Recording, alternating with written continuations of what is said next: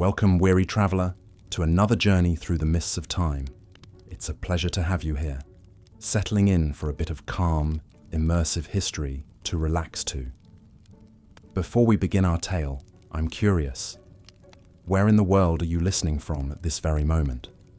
What does the sky look like outside your window? Is it the dark of night, or perhaps a drowsy afternoon? Do share in the comments below, I'd love to know.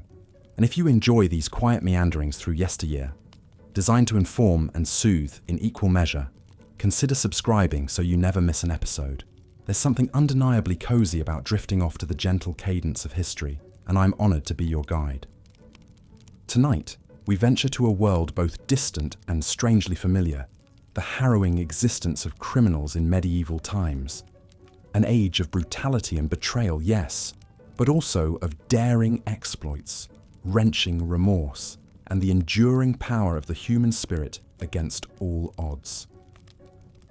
So make yourself comfortable, dear listener, and let us step back through the centuries to a time when survival was a daily battle, and the line between outlaw and hero was oft blurred indeed. Medieval Europe, that tumultuous period spanning roughly the 5th to the 15th centuries, was in many ways a world apart from our own. The rhythms of life were dictated by the turning of the seasons, the tolling of church bells, the iron grip of the feudal system. For the vast majority, it was an existence of unrelenting hardship, a constant struggle against famine, plague, and the whims of one's betters. In this unforgiving landscape, is it any wonder that some were driven to the fringes, forced to resort to thievery and violence to keep body and soul together? Highway robbers haunted the wooded roads, cut purses prowled the marketplaces, and bandits became folk heroes to the downtrodden peasantry. Yet the medieval world was one of stark contrasts. Against the grime and squalor stood the glittering majesty of the royal court, the sacred hush of the cathedral, the soaring battlements of the castle. And it was from these seats of power that a harsh, unyielding justice was meted out to any who dared transgress.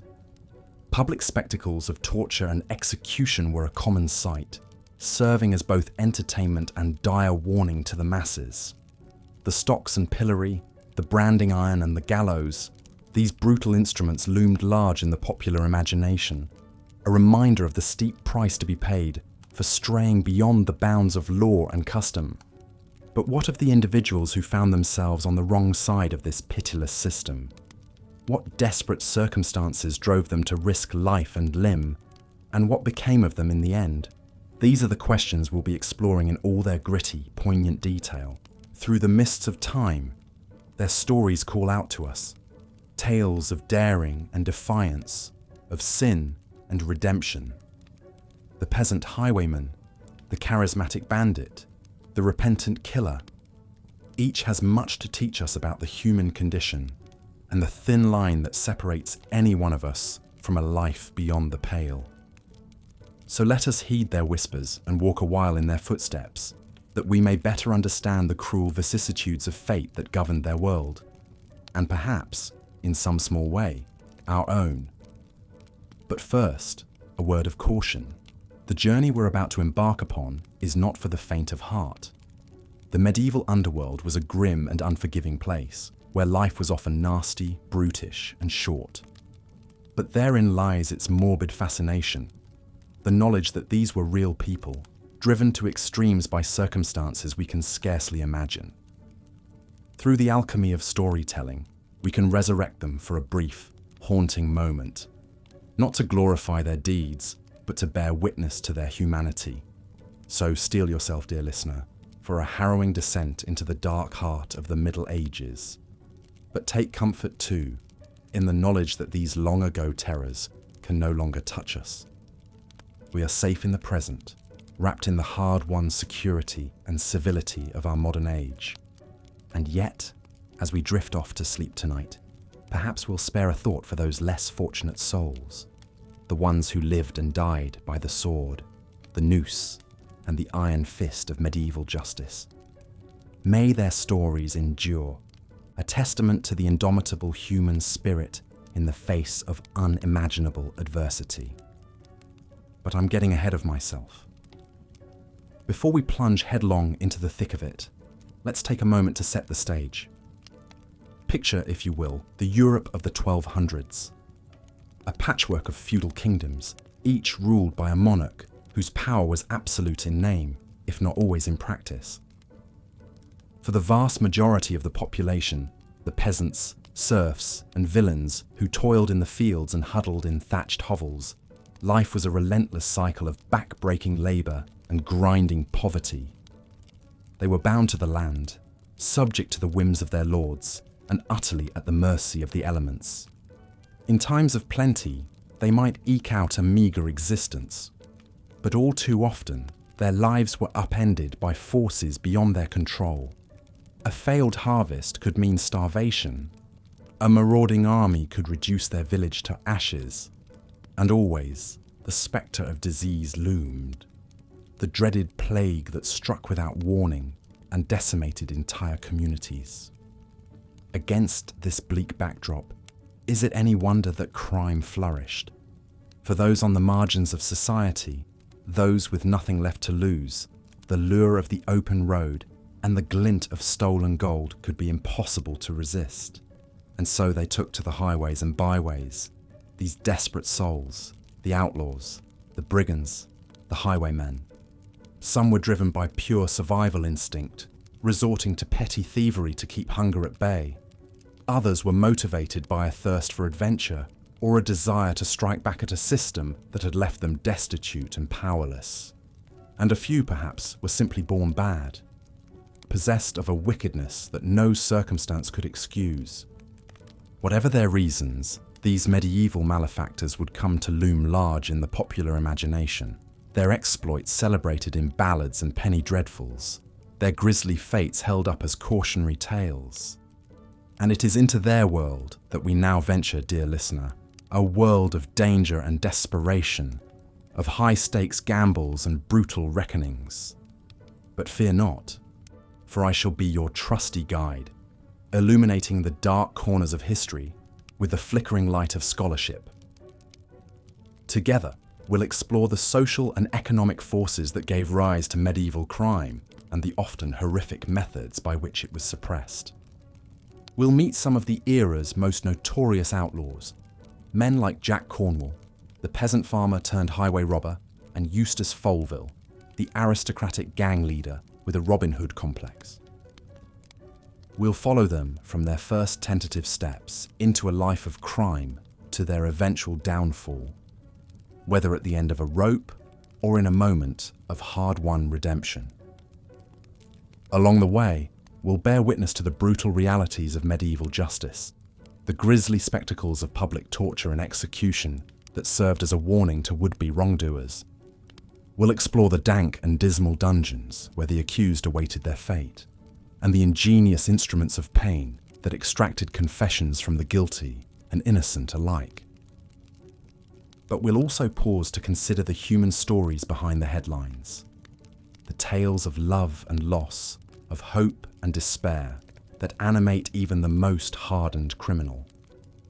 For in the end, these were not monsters, but men and women pushed to the brink by a world that offered them precious little mercy.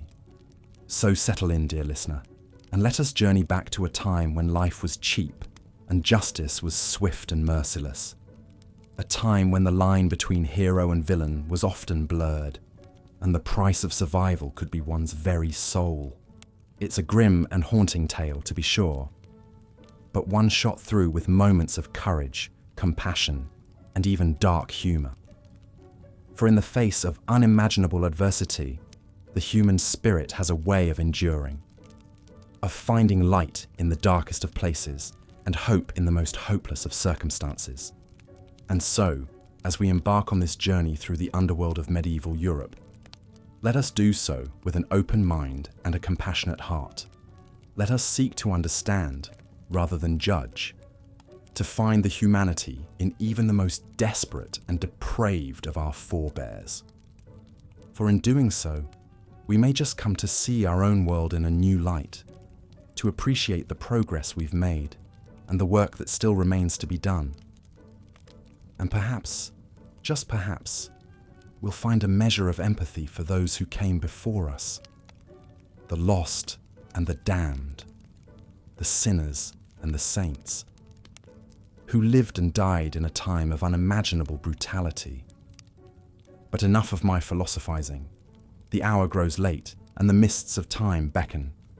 Let us step through the veil, you and I, into a world of cut purses and cudgels, of gallows and gibbets, a world where survival was a daily struggle and mercy was in short supply. Welcome, dear listener, to the dark heart of the medieval underworld.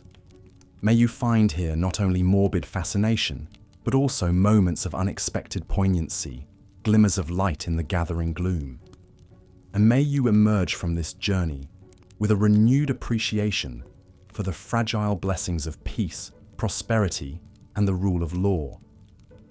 But I've tarried over long in setting the stage. The players await.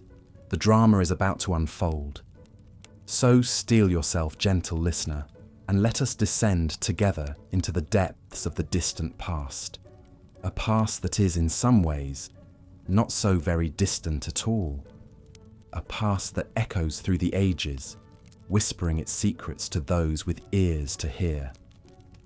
Come then, let us heed its call and see what grim wonders await us in the annals of medieval crime and punishment.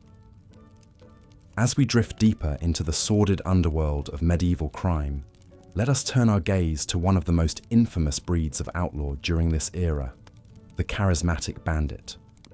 While many highwaymen and robbers were driven to their illicit deeds by sheer desperation and poverty, a rare few seemed to revel in the thrill of the heist and the adoration of the common folk they claimed to champion.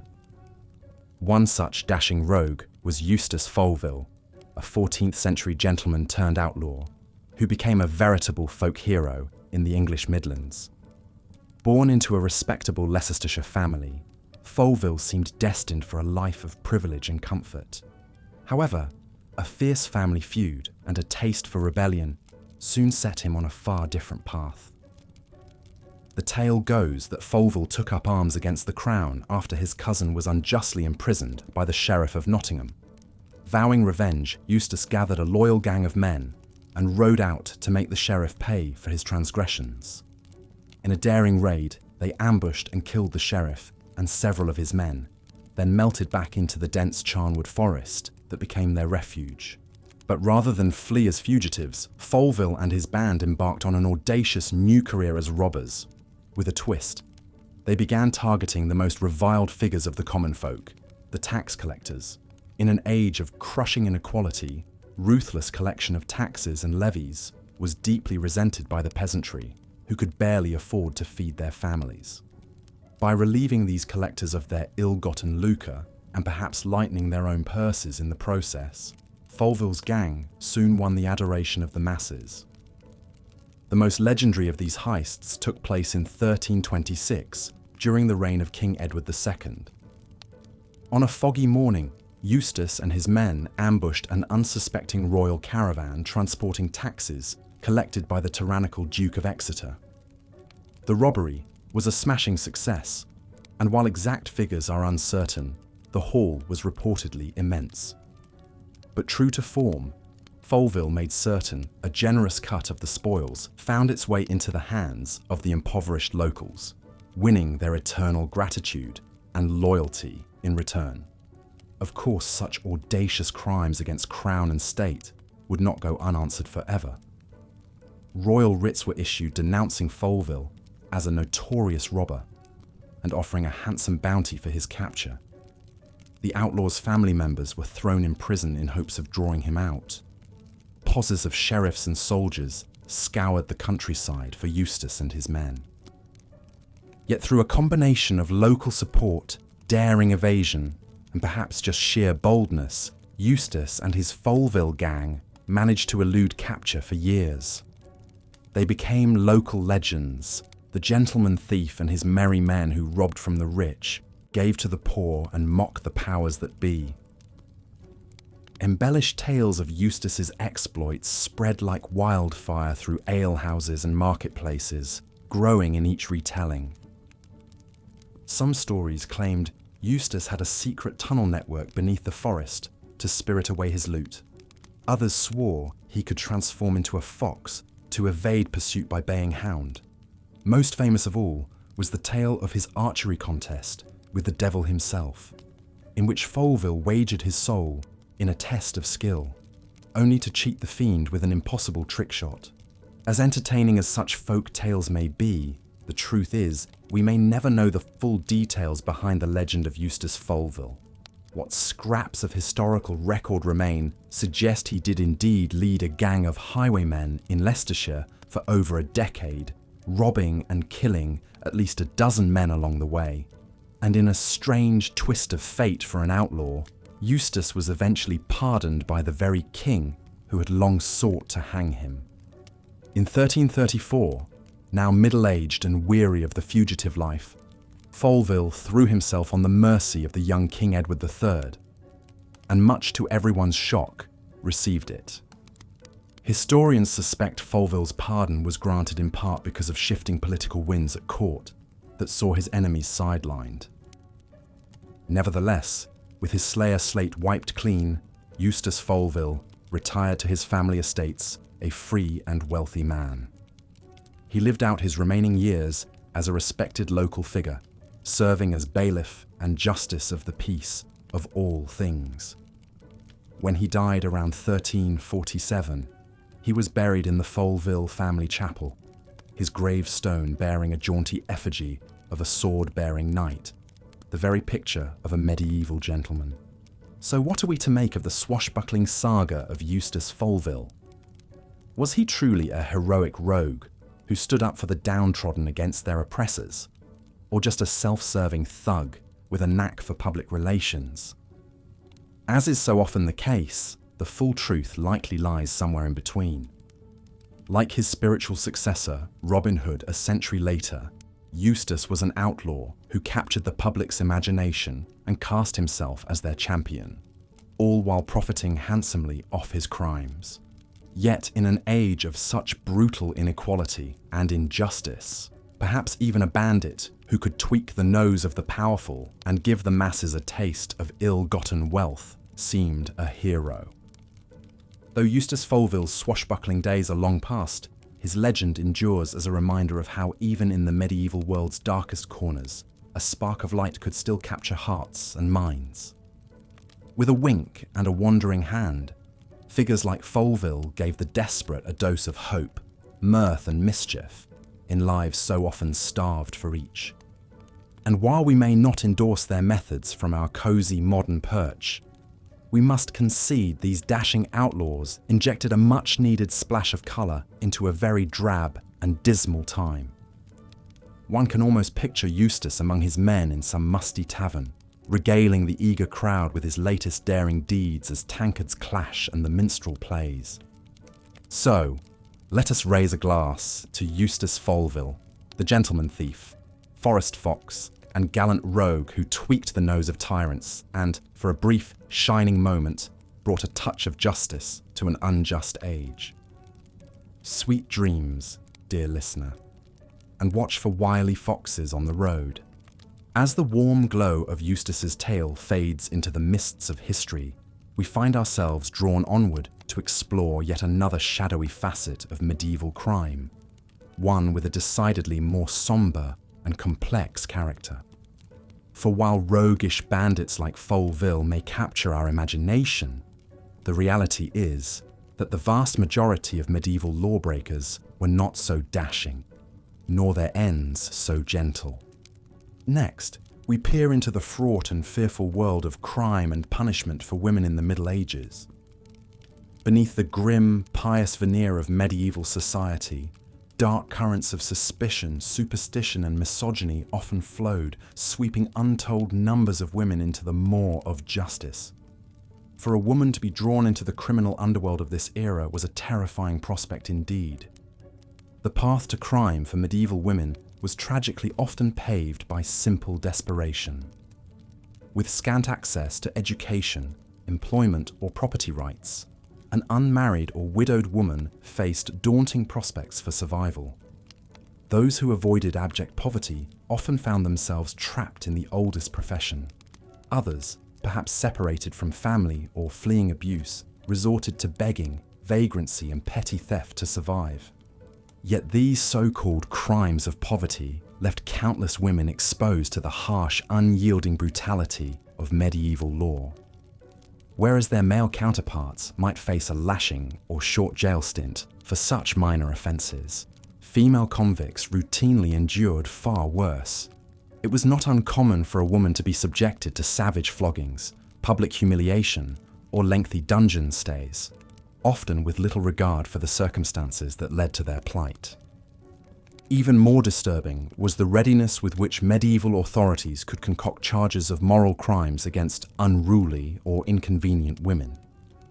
The Inquisition was only too eager to extract confessions of witchcraft, heresy, and sexual impropriety from suspects via torture.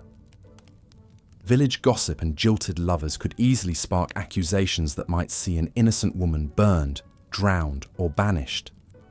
The patriarchal paranoia of the time left women intensely vulnerable to such purges.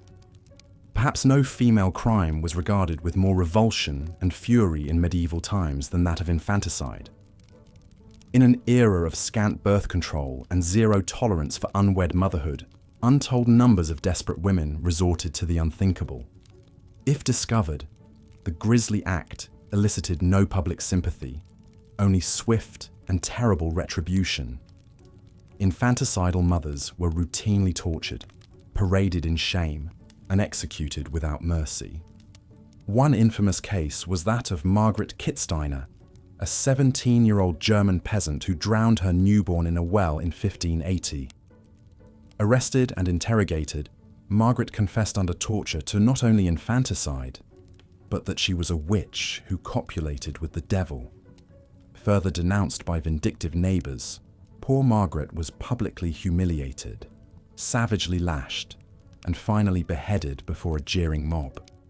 Tragically, while Kitzsteiner's case is relatively well documented, the shocking scope of her cruel treatment was all too common for medieval women on the margins. Across Europe, unknown multitudes suffered similar fates for the crime of failing to uphold an unbending patriarchal order. Even as we recoil at their actions, we cannot help but shudder at the misogynistic machinery of torment and death that awaited so many women. And so we pause to consider, with mingled sorrow and anger, the legions of tragic Margarets, the desperate, discarded, and demonized who haunt the footnotes of medieval history. Theirs are the faces we cannot quite picture, the names left unrecorded, the injustices unredressed to the present day. We are left to wonder how many innocent lives were shattered under the pitiless hammer of a society that so feared the feminine. But let us draw some solace as we slip softly into slumber, that we inhabit a world grown, however haltingly, a bit more hospitable and humane for our sisters since those dark days. A world that strives, in fits and starts, to lift up the fallen and empower the powerless. And while medieval justice remains a nightmare to shudder us awake, with each generation we inch our way toward a brighter dawn. Rest well, weary traveller, and take heart, for you are not alone on this winding, hard-fought road. In the medieval world, the line between life and death was far more tenuous than it is today. With disease, famine, and violence ever-present threats, it's little wonder that some turned to crime out of sheer desperation. The brutal punishments awaiting those caught often proved an insufficient deterrent in the face of gnawing hunger or the lure of quick riches. Among the most notorious of these medieval malefactors was Jack Cornwall, a humble peasant farmer who turned to a life of highway robbery in 14th century England. Born into poverty and raised in a ramshackle hovel, Jack toiled in the fields from sunrise to sunset, breaking his back for the local lord in exchange for a few meagre scraps. As the years ground on, Jack watched his family slowly starve, his once ruddy-cheeked children reduced to little more than skin and bones. Finally, something within him snapped. He could no longer bear to watch his loved ones suffer while the wealthy grew fat off the fruits of his labor. And so, Jack hatched a plan as desperate as it was daring. Under cover of darkness, he began waylaying wealthy travelers on the lonely forest roads, first with little more than a stout club and a menacing scowl. But as his confidence grew, so too did his ambition.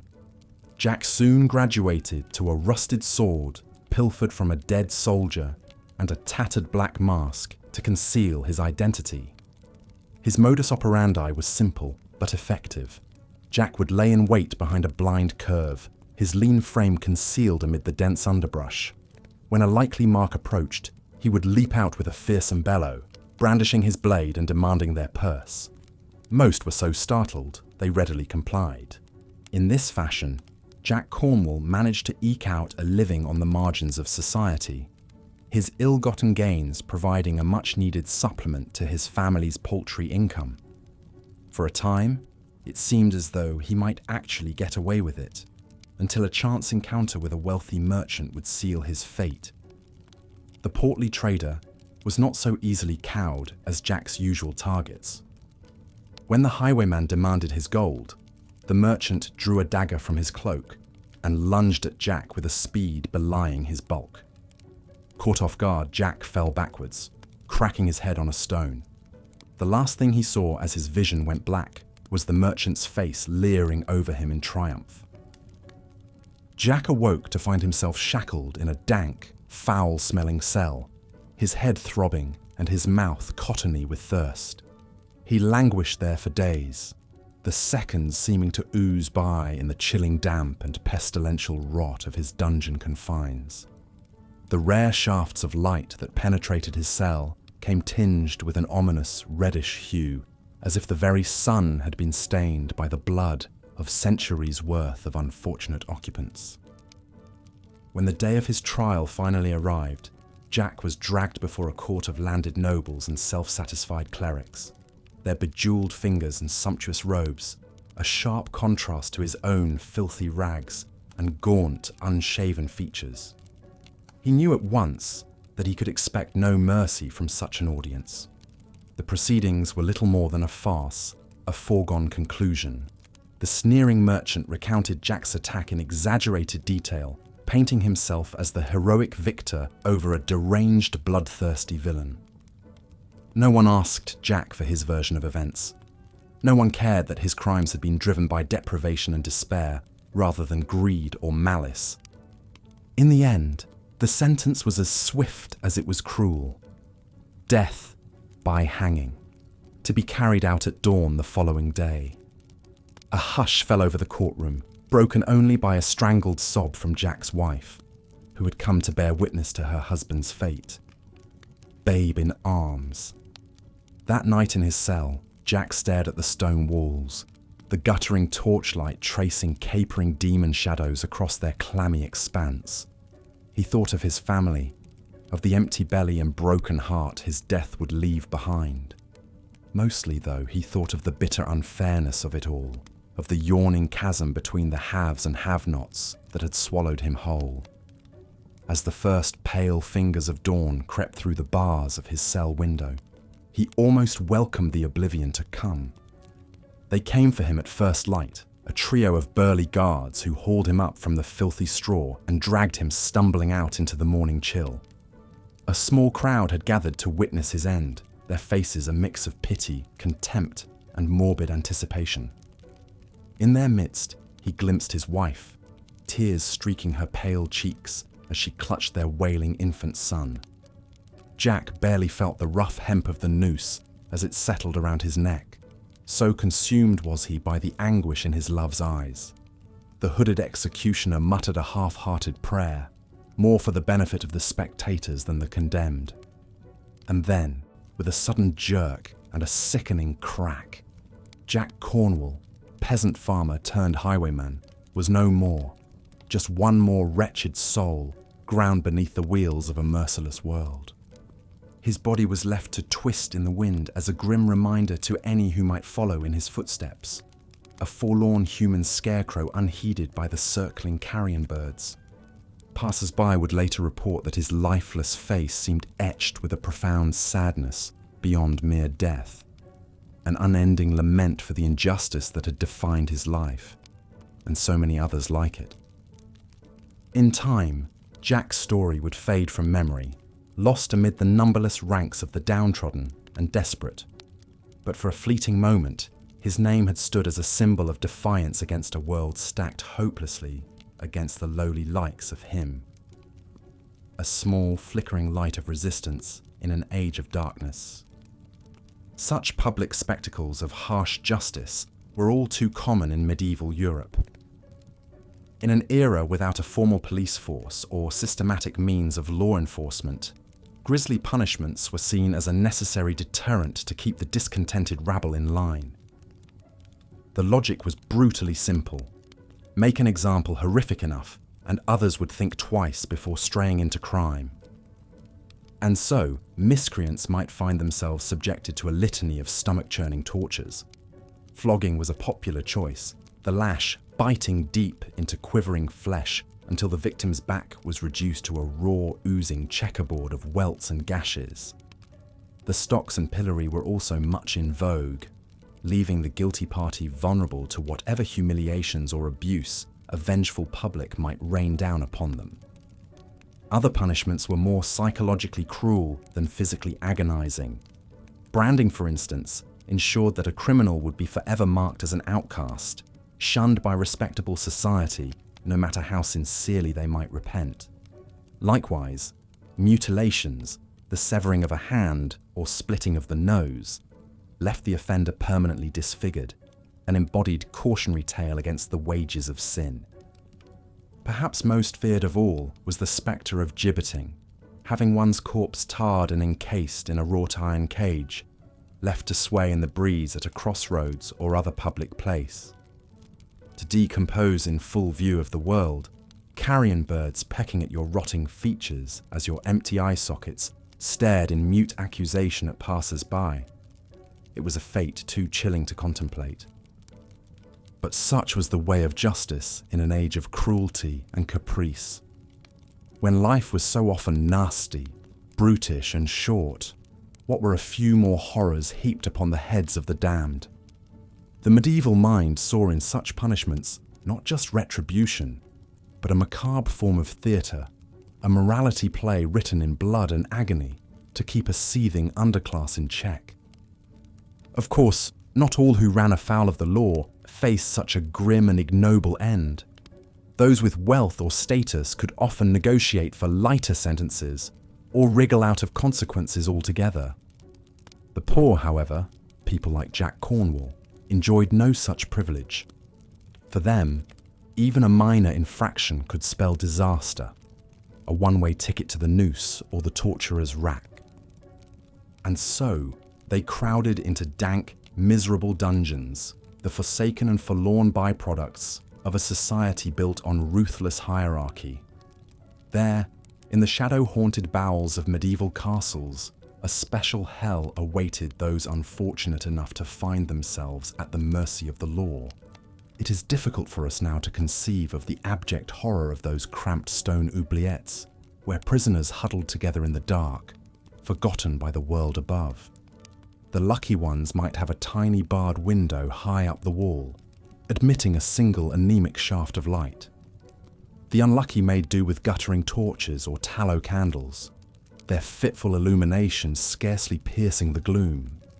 The stench in those underground warrens was unimaginable, a noxious melange of unwashed bodies, overflowing chamber pots, and mouldering food scraps. Vermin scurried underfoot, grown fat and bold on the prisoners' leavings.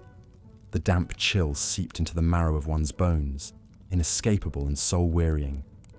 But worse than the physical privations were the muffled echoes of despair that reverberated through those clammy corridors. At all hours, the faint sounds of sobbing, raving, and piteous pleading wafted from behind the iron-banded doors. The cries of men and women pushed beyond the limits of sanity and endurance, their minds shattered by unrelenting misery. Many left their mark on those walls in desperate scratchings. A name, a plea, or a crude etching of a lost loved one's face. Poignant reminders that real human beings had suffered and languished in those hellish confines. Some of those graffitied messages still survive today, faded and worn, but still legible. Ghostly whisperings from a distant age of sorrow. Few prisoners emerged from such nightmarish captivity unscathed. Even those who managed to avoid the worst tortures were often broken in body and spirit, aged beyond their years by the unremitting trauma of their confinement. Some simply wasted away, succumbing to disease or starvation, unmourned and forgotten in the dark. Others took their own lives, unable to bear another day in such purgatory. They hanged themselves with knotted bedsheets or dashed their heads against the unyielding stone until blessed oblivion claimed them. Such was the ferocious tenacity of the human will to suffer that these acts of self-annihilation were often the only form of agency left to the damned. But amidst all this anguish and abasement, there were also fleeting moments of grim solidarity. Prisoners would sometimes band together, sharing what meagre scraps of food or comfort they could muster. They would tell each other stories or sing bawdy songs to keep despair at bay, their defiant laughter ringing out in the fetid darkness like a herald of unbroken spirit. In the dungeons, the usual barriers of class and status melted away. A common wretchedness bound the inmates together, from lowly pickpocket to disgraced nobleman. All were equals in the eyes of the dank stone walls and scurrying rats. And in that shared degradation, they found a strange sort of kinship, a reminder that even in the depths of misery, humanity endures. For most, of course, it was but a temporary reprieve. The grim fates that awaited them beyond the dungeon walls loomed ever-present, an inescapable doom. But for a few precious moments, in that camaraderie of the damned, they could forget the horror of their lot and feel a little less alone in the uncaring void of a brutal world. Such was the lot of the medieval prisoner, a descent into a lightless underworld of suffering and despair, where the only escape was often death itself. And yet, even in that abyss of torment, the indomitable human spirit flickered on, an ember of defiance amidst the all-consuming dark. But not all those who ran afoul of the law were doomed to such a bleak and anonymous end. Some, through a combination of wit, daring, and sheer brazenness, managed to carve out a strange sort of celebrity for themselves, becoming the stuff of tavern songs and whispered legend. Such was the case with Eustace Folville, a dashing 14th century outlaw who charmed and bedevilled the English Midlands in equal measure. Born to a once proud family fallen on hard times, young Eustace seemed destined for a life of genteel poverty and obscurity, but a seething resentment burned in his breast, a sense that the world owed him more than the meagre lot he'd been handed. And so, like many a desperate man before him, Eustace turned to a life of crime. But where others resorted to brute force and crude banditry, Folville employed a rakish charm and keen wit that soon made him the talk of the Shire. With a band of loyal followers at his back, he set about relieving wealthy travellers of their gold with a smile and a courtly bow. But Eustace Folville was no common thief. He saw himself as a sort of Robin Hood figure, a dashing rogue who robbed from the rich to give to the poor, though in truth he kept a healthy portion for himself. He cultivated an air of gentility, donning fine clothes and presenting himself as a wronged nobleman forced into outlawry by cruel circumstance. This carefully crafted persona served him well. Tales of his exploits spread far and wide, often growing in the telling. Peasants whispered admiringly of the gallant highwayman who had beaten the wealthy at their own game, while ladies swooned at the thought of a dangerous but alluring rogue. Even some of his victims couldn't help but be charmed by his silver tongue and dashing demeanour. But Folville's specialty was harassing the tax collectors and agents of the crown, a risky business that nonetheless earned him folk hero status among the overtaxed populace. He and his men would lay in wait along forest roads, springing out to ambush the unsuspecting officials and relieve them of their heavy chests of coin. These daring raids became the stuff of legend, Eustace's merry band always seeming to melt back into the greenwood before the sheriff's men could catch their scent. The people revelled in these stories of the wily outlaws putting one over on the grasping royal authorities. In Eustace Folville, they found a vicarious champion against the crushing weight of the feudal system. Of course, the powers that be were less than amused by Folville's antics. They pursued him doggedly, eager to make an example of this brazen upstart who dared to flout their authority. But Eustace always seemed to stay one step ahead, foiling their traps with cunning ruses and harrowing narrow escapes. Once, it's said, he allowed himself to be captured, only to slip his bonds at the last minute and lead his flustered pursuers on a merry chase through a nearby village, vaulting fences and shimmying up drainpipes as they blundered along behind.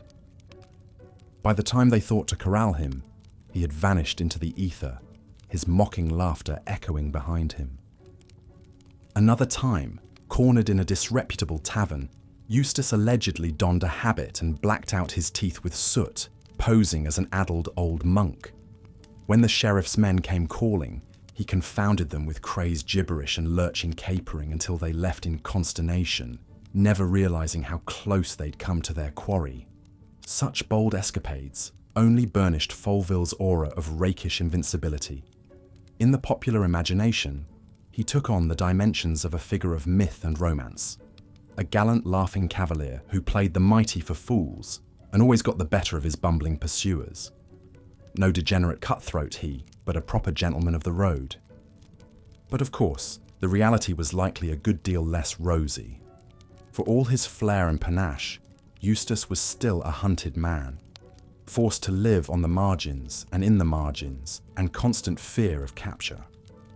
And while he played at being a friend to the downtrodden, his depredations often left honest travellers and merchants impoverished and reeling. Yet even this could not completely dim his lustre in the eyes of a people desperate for any glimmer of hope or defiance in a bleak and oppressive world. In Eustace Folville, they found a dashing avatar onto whom they could project their own fantasies of resistance and wish fulfillment. His legend grew to overshadow the squalid realities of his trade. And in this, perhaps, there is a lesson about the human capacity for myth-making, the eternal yearning for romance and heroes, even in the midst of misery. Faced with the grinding brutalities of a world arrayed against them, the common folk sought solace in tall tales and the comforting lie of the noble outlaw. For Eustace Folville, charming predator, gallant rogue, enigma wrapped in homespun legend, may have been in large part a creation of desperate imagination.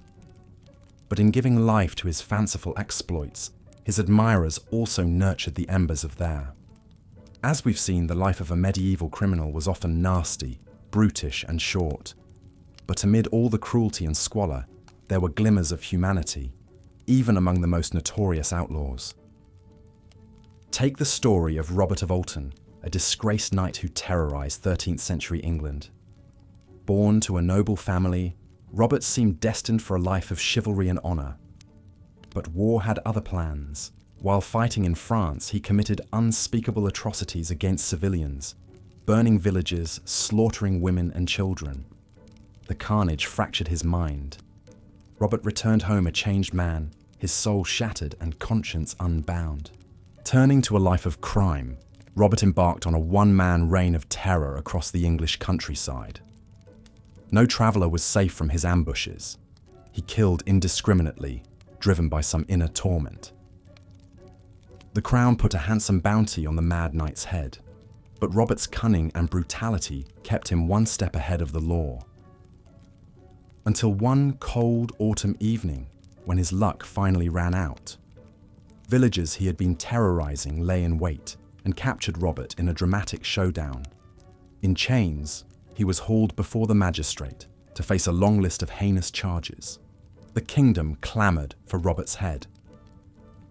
A public execution was hastily arranged. Hanging, drawing, and quartering. to serve as a warning to other would-be bandits. The Mad Knight's fate was sealed. But a strange thing happened in Robert's dank dungeon cell as he awaited his grisly end. The killer began to repent. According to legend, Robert furiously wrote his life story on mouldy parchment by the light of a single candle. In shaky prose, he confessed his sins and begged for God's mercy. Robert's 11th hour conversion became the talk of the town. Could such an evil man truly be saved? The debate raged as the execution loomed. Chroniclers say a priest snuck into the dungeon and heard the knight's last confession, administering final rites. Grim crowds gathered for Robert's hanging at dawn, eager to see the notorious killer receive justice. But the broken man who stood before them was not the same defiant outlaw. Head bowed, Robert publicly recanted his crimes and begged the victims' families for forgiveness. As he stepped up to the gallows, Robert extended his bound wrists to the executioner and gazed to the heavens. "Lord," he cried out, "thy will be done." The noose snapped tight, and the knight went limp, his body left to twist in the wind as a macabre reminder. Robert's story was a medieval sensation. The murderer who found God in his darkest hour. His crude autobiography was copied and passed around, becoming an early true crime bestseller. Some believed Robert's conversion was genuine, while others dismissed it as a desperate attempt to avoid damnation. But in a world with so little mercy, even a glimmer of redemption captured the public's imagination. Robert's grisly end became a popular subject for gory medieval morality plays, where his final penitence always earned an angel's pardon. In the end, Robert of Alton's story endures not because of his crimes, but because of his remorse.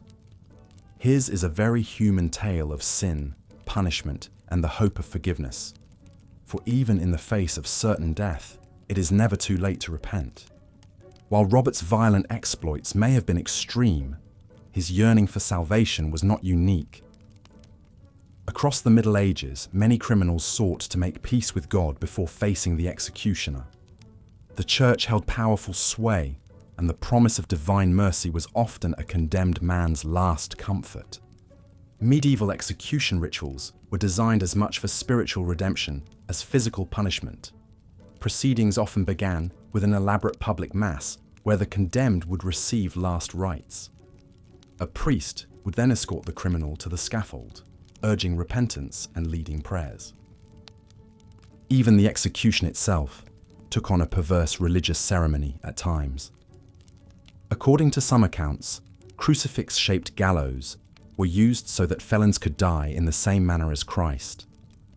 The spilling of their blood was symbolically linked to holy sacrifice. After the grim deed was done, a final indignity awaited most executed criminals: dissection. Since they often died in a state of sin, their corpses were considered property of the state to dispose of as it saw fit. Many were handed over to the medical schools for crude anatomy lessons. Others were gibbeted, left to rot in iron cages as a warning.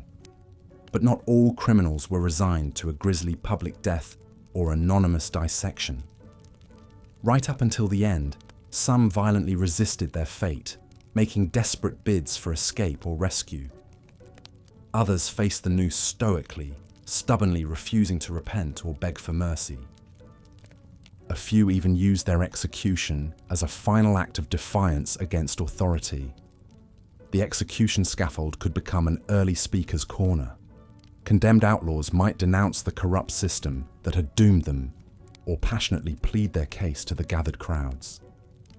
In 1305, Scottish rebel William Wallace famously used his last breath to cry out for freedom before being hanged, drawn, and quartered. His final shout of "Mercy!" was not a plea for himself, but for the common people suffering under English tyranny. As word of such dramatic executions spread, a few doomed criminals seized their chance at immortality, determined to be remembered as martyrs and folk heroes.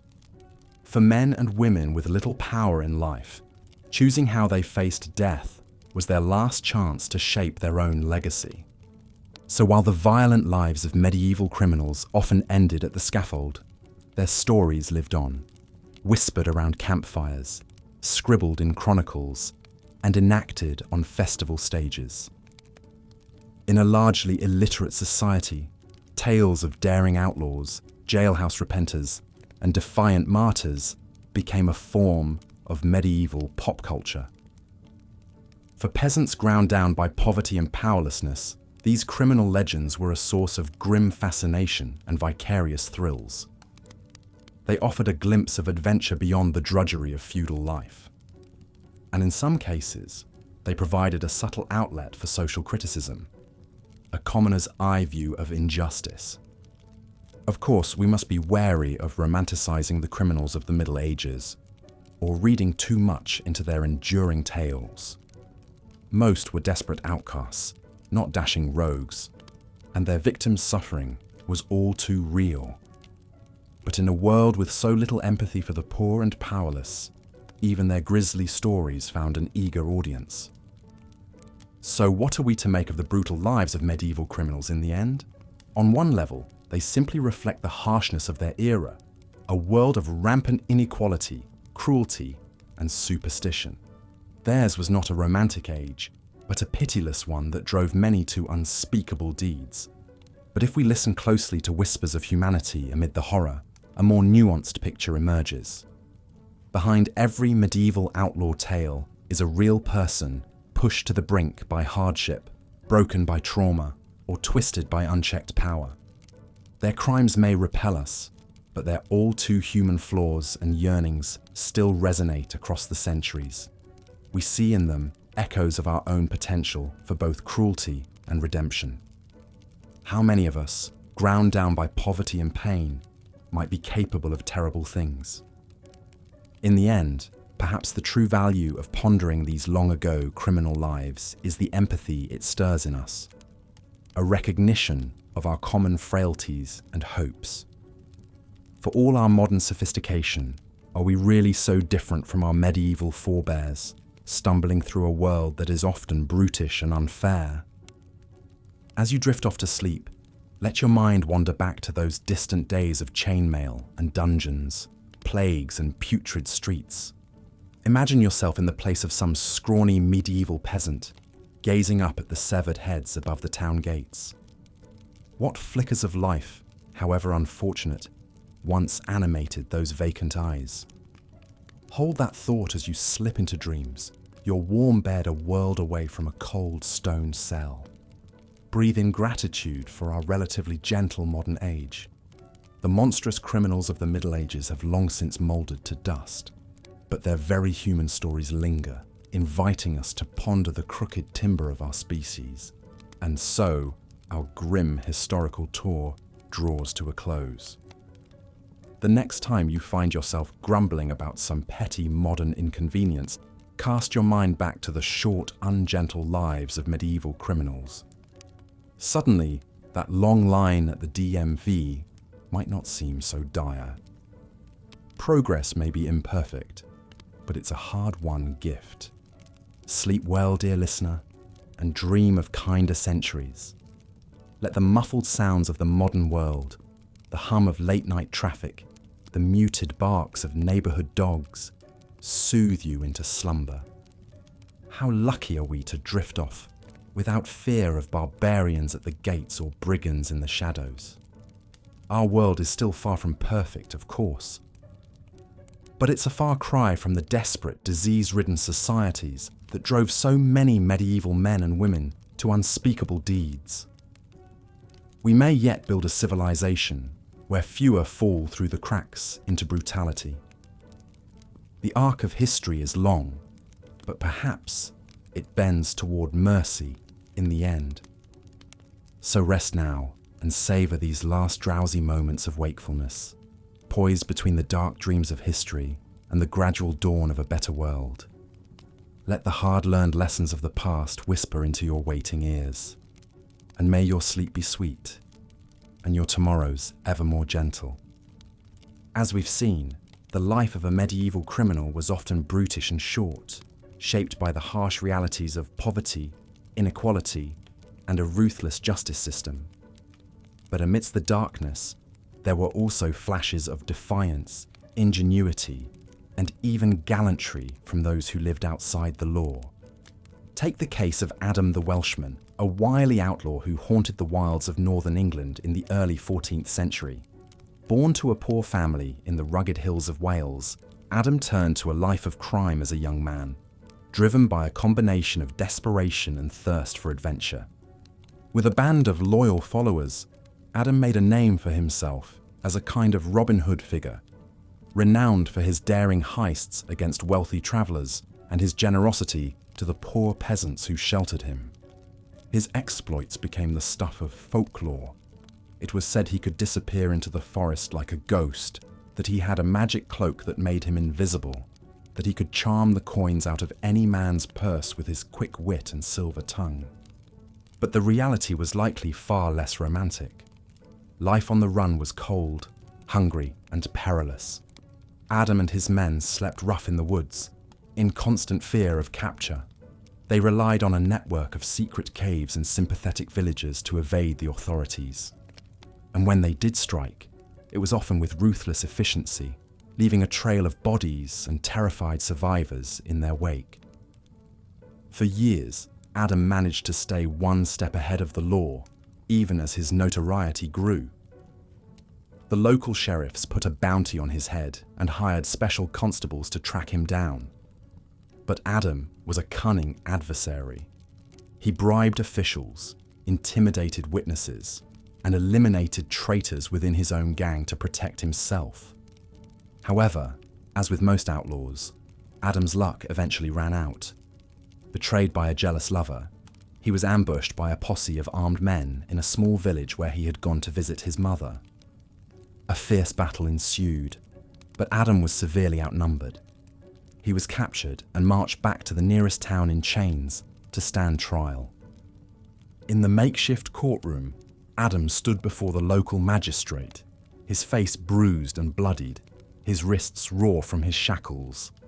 The charges against him were read out: murder, robbery, extortion, and an array of other crimes.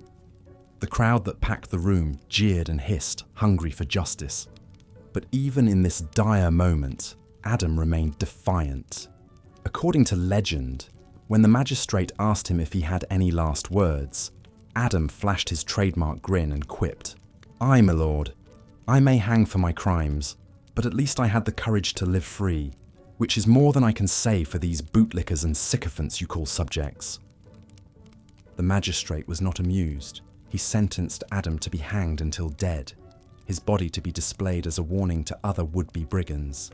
The execution was carried out swiftly in the town square, attended by a braying mob of peasants and merchants who cheered as the life drained from the outlaw's body.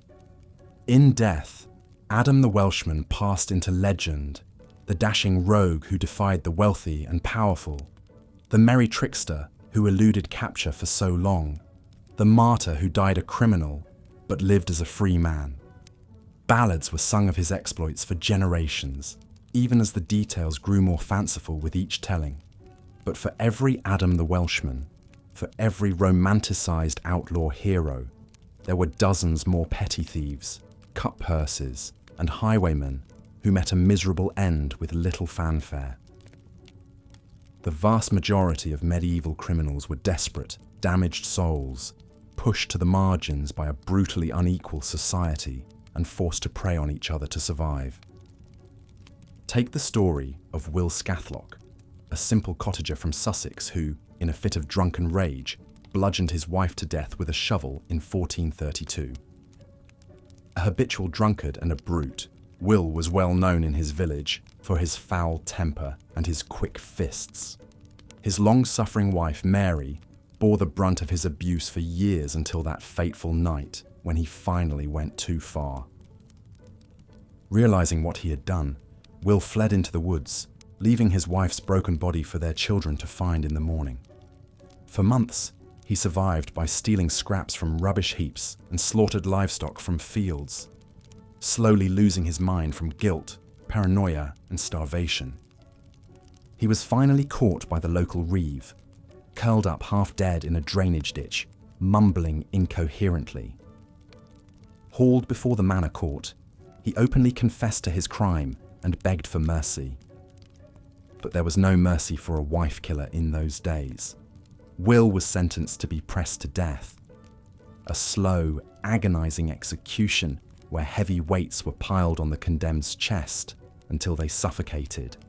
As he lay gasping on the ground, feeling his ribs crack and his lungs collapse under the crushing load, Will Scathlock must have reflected on the bleak trajectory of his life, the poverty, the squalor, the constant gnawing hunger in his belly, the anger seething in his heart at a world that had given him nothing but hardship and pain.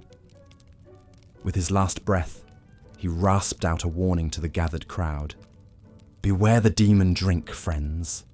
It made me a monster and brought me to this wretched end." Will Scathlock's story was all too common in an age where grinding poverty, rampant alcoholism, and unchecked domestic violence created a perfect storm of human misery. Like so many of his fellow criminals, Will was a product of his cruel, unforgiving environment, a man whose worst impulses were sharpened to a murderous edge by the daily struggle of medieval life. But there were some who managed to rise above their circumstances and achieve a measure of infamy, if not outright fame, through their audacious crimes. One such figure was Jeanne de Clisson, a 14th century Breton noblewoman turned pirate queen who terrorized the English Channel for over a decade. Jeanne's story began as a fairy tale romance. As a young girl, she was married off to a wealthy Breton lord named Olivier de Clisson. By all accounts, it was a happy union, blessed with several children and a life of luxury and privilege. But their idyllic world was shattered in 1343 when Olivier was captured by the English during the Breton War of Succession and publicly beheaded as a traitor. Jeanne was consumed by grief and rage at the unjust execution of her beloved husband. According to legend, she took her 2 young sons to witness their father's gruesome death, then made them swear a blood oath on his severed head to avenge him. Determined to make the English pay for their crime, Jeanne sold off her estates and used the money to finance a pirate fleet of her own. She had her ships painted black and their sails dyed blood red, earning her the nickname the Lioness of Brittany. With her sons and a crew of bloodthirsty mercenaries, she set out to wreak havoc on English shipping lanes. For 13 years, Jeanne de Clisson was the scourge of the Channel, capturing and pillaging dozens of English merchant vessels.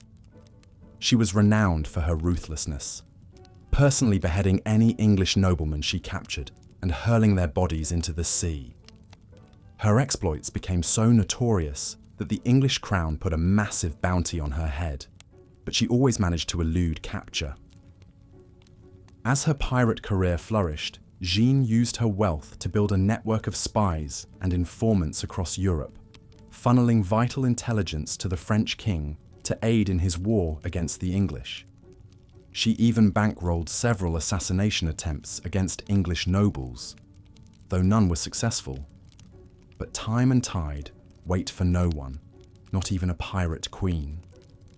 As she entered her 50s, Jeanne's health began to fail, and her bloodlust finally cooled. After a particularly harrowing battle in 1356, where she was nearly captured, she decided to retire from piracy and live out her days in quiet obscurity.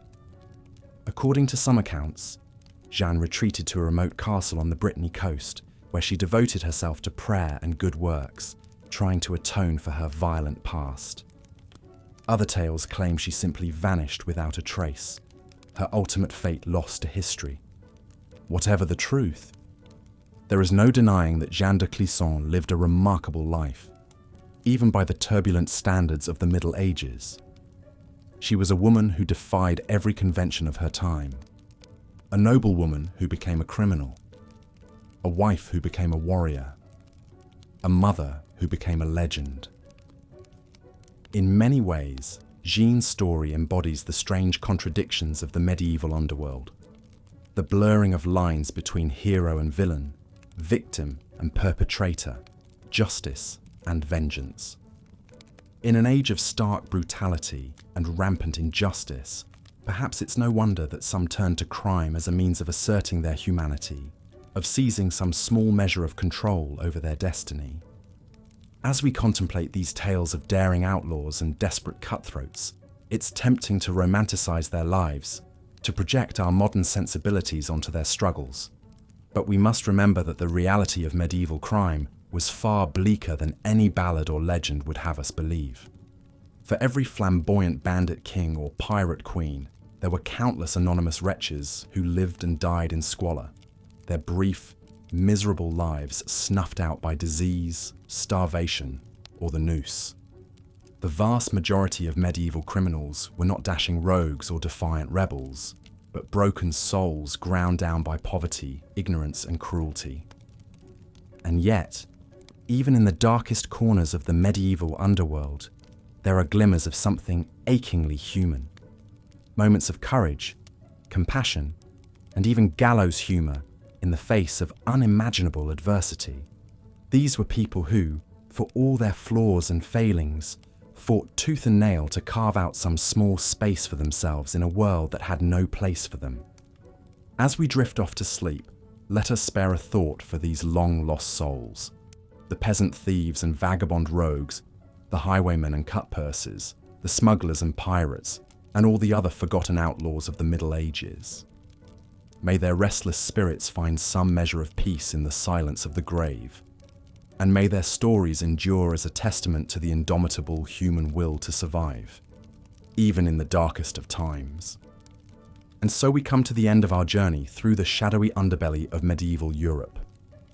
From the blood-soaked fields of England to the storm-tossed coasts of Brittany, we have followed in the footsteps of those who lived and died outside the law, those who dared to defy the harsh dictates of their time. It has been a grim and harrowing tale, to be sure, a catalogue of cruelty, desperation, and violence that speaks to the darkest impulses of the human heart. But it is also a profoundly human story, one that resonates across the centuries and reminds us of the common threads that bind us all. For in the end, are we not all outcasts in our own way? Are we not all struggling to find our place in a world that can seem cold, unfair, and indifferent to our suffering? The medieval criminal, for all his sins and sorrows, is a mirror held up to our own souls, a reminder of our shared frailty and our shared strength. So let us not judge them too harshly, these lost and lawless souls of ages past. Let us instead remember them with empathy and understanding as fellow travelers on the winding road of life. And let us take comfort in the knowledge that, no matter how dark the night may seem, the dawn will always come, bringing with it the promise of a new day and a chance to start anew. Rest now, weary traveller, and let the echoes of history lull you into a deep and dreamless sleep. May you find solace in the knowledge that you are not alone, that your struggles and triumphs are woven into the great tapestry of human experience. And may you wake refreshed and renewed, ready to face the challenges of your own time with the same courage, resilience, and indomitable spirit that sustained our ancestors through the darkest of ages. Good night, dear listener, and sweet dreams. The outlaws of old bid you peace and rest, until we meet again on the winding road of history. The highway robbery exploits of Jack Cornwall soon became the talk of every tavern and town square across England. Ballads were composed extolling his daring and cunning in outwitting the king's men. But fame is a fickle mistress for an outlaw. The more renowned Jack became, the more urgently the authorities sought to apprehend him. In the summer of 1381, Jack's luck finally ran out. After a daring heist on a tax collector's carriage in Warwickshire, he was betrayed by a member of his own gang for the sizable bounty on his head. The informant led the local sheriff and 24 armed men to Jack's forest hideout, where he was arrested after a brief but fierce scuffle. In chains, Jack was hauled before the King's Justice in London to answer for his litany of crimes against Crown and God. The judge, an ancient, shriveled man with a permanent scowl, was unmoved by Jack's roguish charms. In a severe voice, he sentenced the highwayman to a traitor's death, to be hanged, drawn, and quartered in front of a jeering crowd. On the morning of his execution, Jack was dragged from the squalid confines of Newgate Prison to the public gallows at Tyburn. A festive, bloodthirsty mood hung over the thousands of spectators jostling for a better view of the gruesome spectacle to come. Vendors peddled meat pies and ale to the excited mob as Jack was led up the scaffold steps. Filthy and emaciated from weeks in the dungeon, Jack nonetheless flashed his trademark smirk as the executioner fitted the noose around his neck. "No man lives forever," he quipped to the hooting crowd. "I only regret I have but one life to give for my merry old England." At the signal, the trap door swung open and Jack plummeted to the end of the rope with a sharp crack. After strangling for several minutes, his body was cut down, and while still alive, his entrails were pulled from his slit belly as he screamed in agony. Finally, the executioner hacked his body into 4 pieces with an axe to be displayed above the city gates as a grim warning to other would-be outlaws. Jack Cornwall's grisly demise was a reminder of the merciless punishments awaiting those who dared defy the social order in medieval England. For kings and commoners alike, public executions and tortures served as a form of brutal entertainment, as well as an instrument of state terror. Public spectacles of pain and death were considered a vital part of the justice system, a deterrent to crime as much as a means of vengeance. Crowds would gather in a festival-like atmosphere to jeer and laugh as the condemned were subjected to agonizing ordeals before facing the ultimate penalty under the law. For petty crimes like theft, branding was a common punishment. The accused would be held down as a red-hot iron was pressed into the flesh of their hand, face, or chest, leaving them permanently marked as a criminal. Repeat offenders could expect to lose a hand or a foot as punishment. Such mutilations left the convicted as social outcasts, unable to find honest work even if they wanted to reform. More severe crimes called for even ghastlier sentences. Murderers, rapists, and heretics were often sentenced to death by burning at the stake. The condemned would be tied to a wooden post atop a pile of kindling in the town square as crowds looked on. The executioner would set the wood ablaze, and the victim would be slowly consumed by the flames, thrashing and shrieking until they succumbed to the smoke and searing pain. Traitors to the crown could expect the most diabolical fates of all, as Jack Cornwall experienced firsthand. In addition to hanging, drawing, and quartering, some were sentenced to be boiled alive in a cauldron of water, oil, or even molten lead. Their agonized screams would fill the air as their skin sloughed off and their internal organs cooked inside them. Such stomach-churning brutality may seem incomprehensible to modern sensibilities. But in a medieval world plagued by rampant crime, violence, and disorder, horrific public tortures served as a social glue of sorts. They unified the law-abiding against the lawless and created a climate of terror that made defying the authorities unthinkable for most. Of course, not all criminals were caught or punished. Many of the most desperate and daring managed to elude justice, at least for a time. Their stories became the stuff of folklore, a grim fascination for the poor and downtrodden who lived vicariously through their exploits. One such figure was Eustace Folville, the so-called Merry Bandit, who haunted the highways and forests of 14th century Leicestershire. Born into a once prosperous family of landed gentry, Eustace fell on hard times as political intrigues and shifting allegiances cost the Folvilles much of their wealth and status. Facing destitution, Eustace and his brothers took to a life of crime as outlaws in the dense woodlands surrounding their ancestral home, Ashby Folville Manor. But while they were motivated by desperation, the Folville gang soon discovered they had a knack for the bandits' trade. Clad in Lincoln green and armed with longbows and broadswords, Eustace and his men would lay in wait along lonely forest roads. When wealthy travellers or cargo wagons came into view, the band would spring from the greenwood bawling lusty war cries. Stunned and outnumbered, most victims quickly surrendered their coin and goods.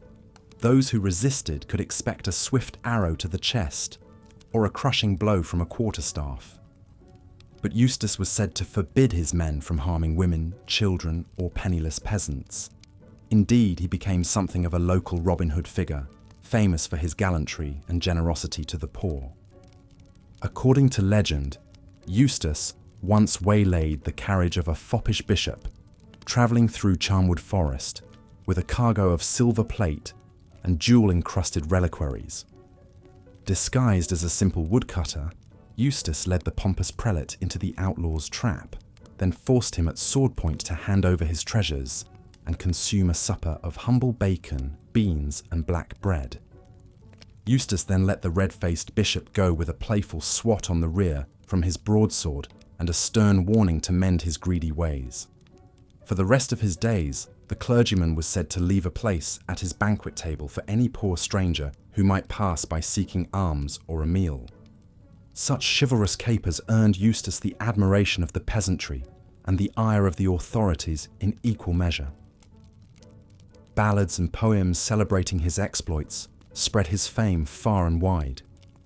But they also drew the attention of the Sheriff of Nottingham, who became determined to bring the Folville gang to justice. The net of the law gradually tightened around the outlaws.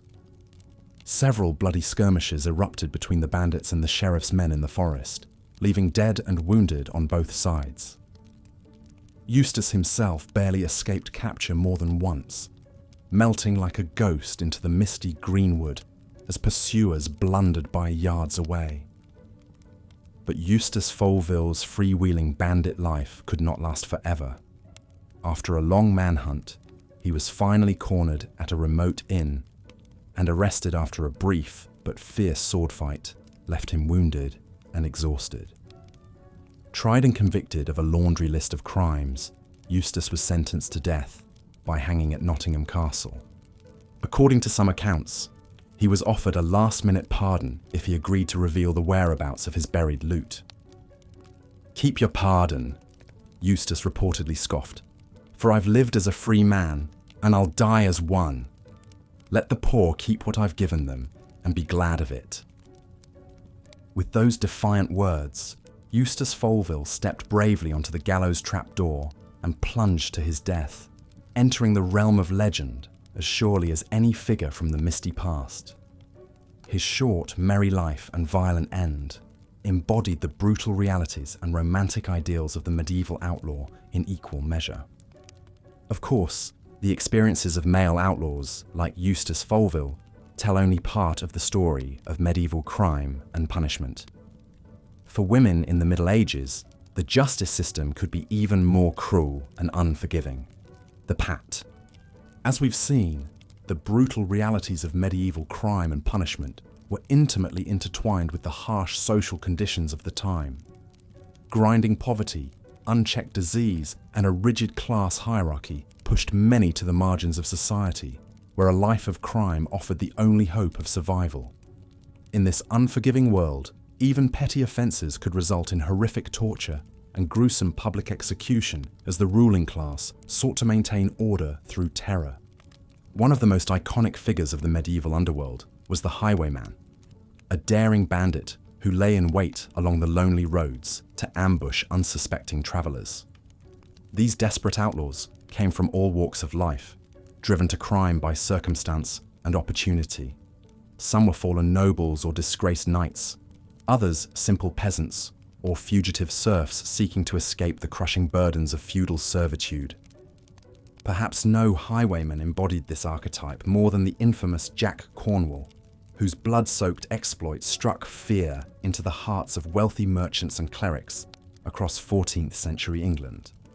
Born into grinding poverty, Jack watched helplessly as his family's meagre farm was seized by the local lord for failure to pay taxes. With nothing left to lose, he took to the highways with a small band of fellow outcasts, determined to exact revenge on the system that had stripped him of land and livelihood. For years, Jack and his gang terrorized the roads of southern England, targeting rich pilgrims, tax collectors, and noble retinues flush with valuables. Cloaked by darkness and the thick forests lining the muddy thoroughfares, they would spring from concealment, swords drawn and faces masked, to quickly overwhelm their startled quarry. Those who surrendered were often roughed up and robbed blind, their coin purses and jewels ripped away to fill the bandits' coffers. But anyone who dared resist could expect a swift and bloody end on the edge of Jack's merciless blade. As their notoriety grew, Jack's band soon attracted scores of the region's poor and dispossessed, swelling their ranks and allowing them to attempt even bolder heists. Dodging the patrols of the local sheriffs and ducking in and out of forest sanctuaries, they ran a sly guerrilla campaign that made them folk heroes to the downtrodden peasantry. Songs and stories spread of Jack Cornwall's cunning exploits and his knack for humiliating the haughty elite, even as he fattened the purses of widows and orphans with his spoils. But no outlaw could escape justice forever in medieval England, where the crown was determined to make grisly examples of all who challenged its power. After one daring raid too many, Jack and his men were finally surrounded by a vast posse of sheriffs, hunters, and night trackers, all eager to collect the sizable bounty on the highwaymen's heads. In the fierce battle that followed, most of the gang was cut down in a desperate last stand. A wounded Jack managed to slip away into a nearby bog, but his freedom was short-lived.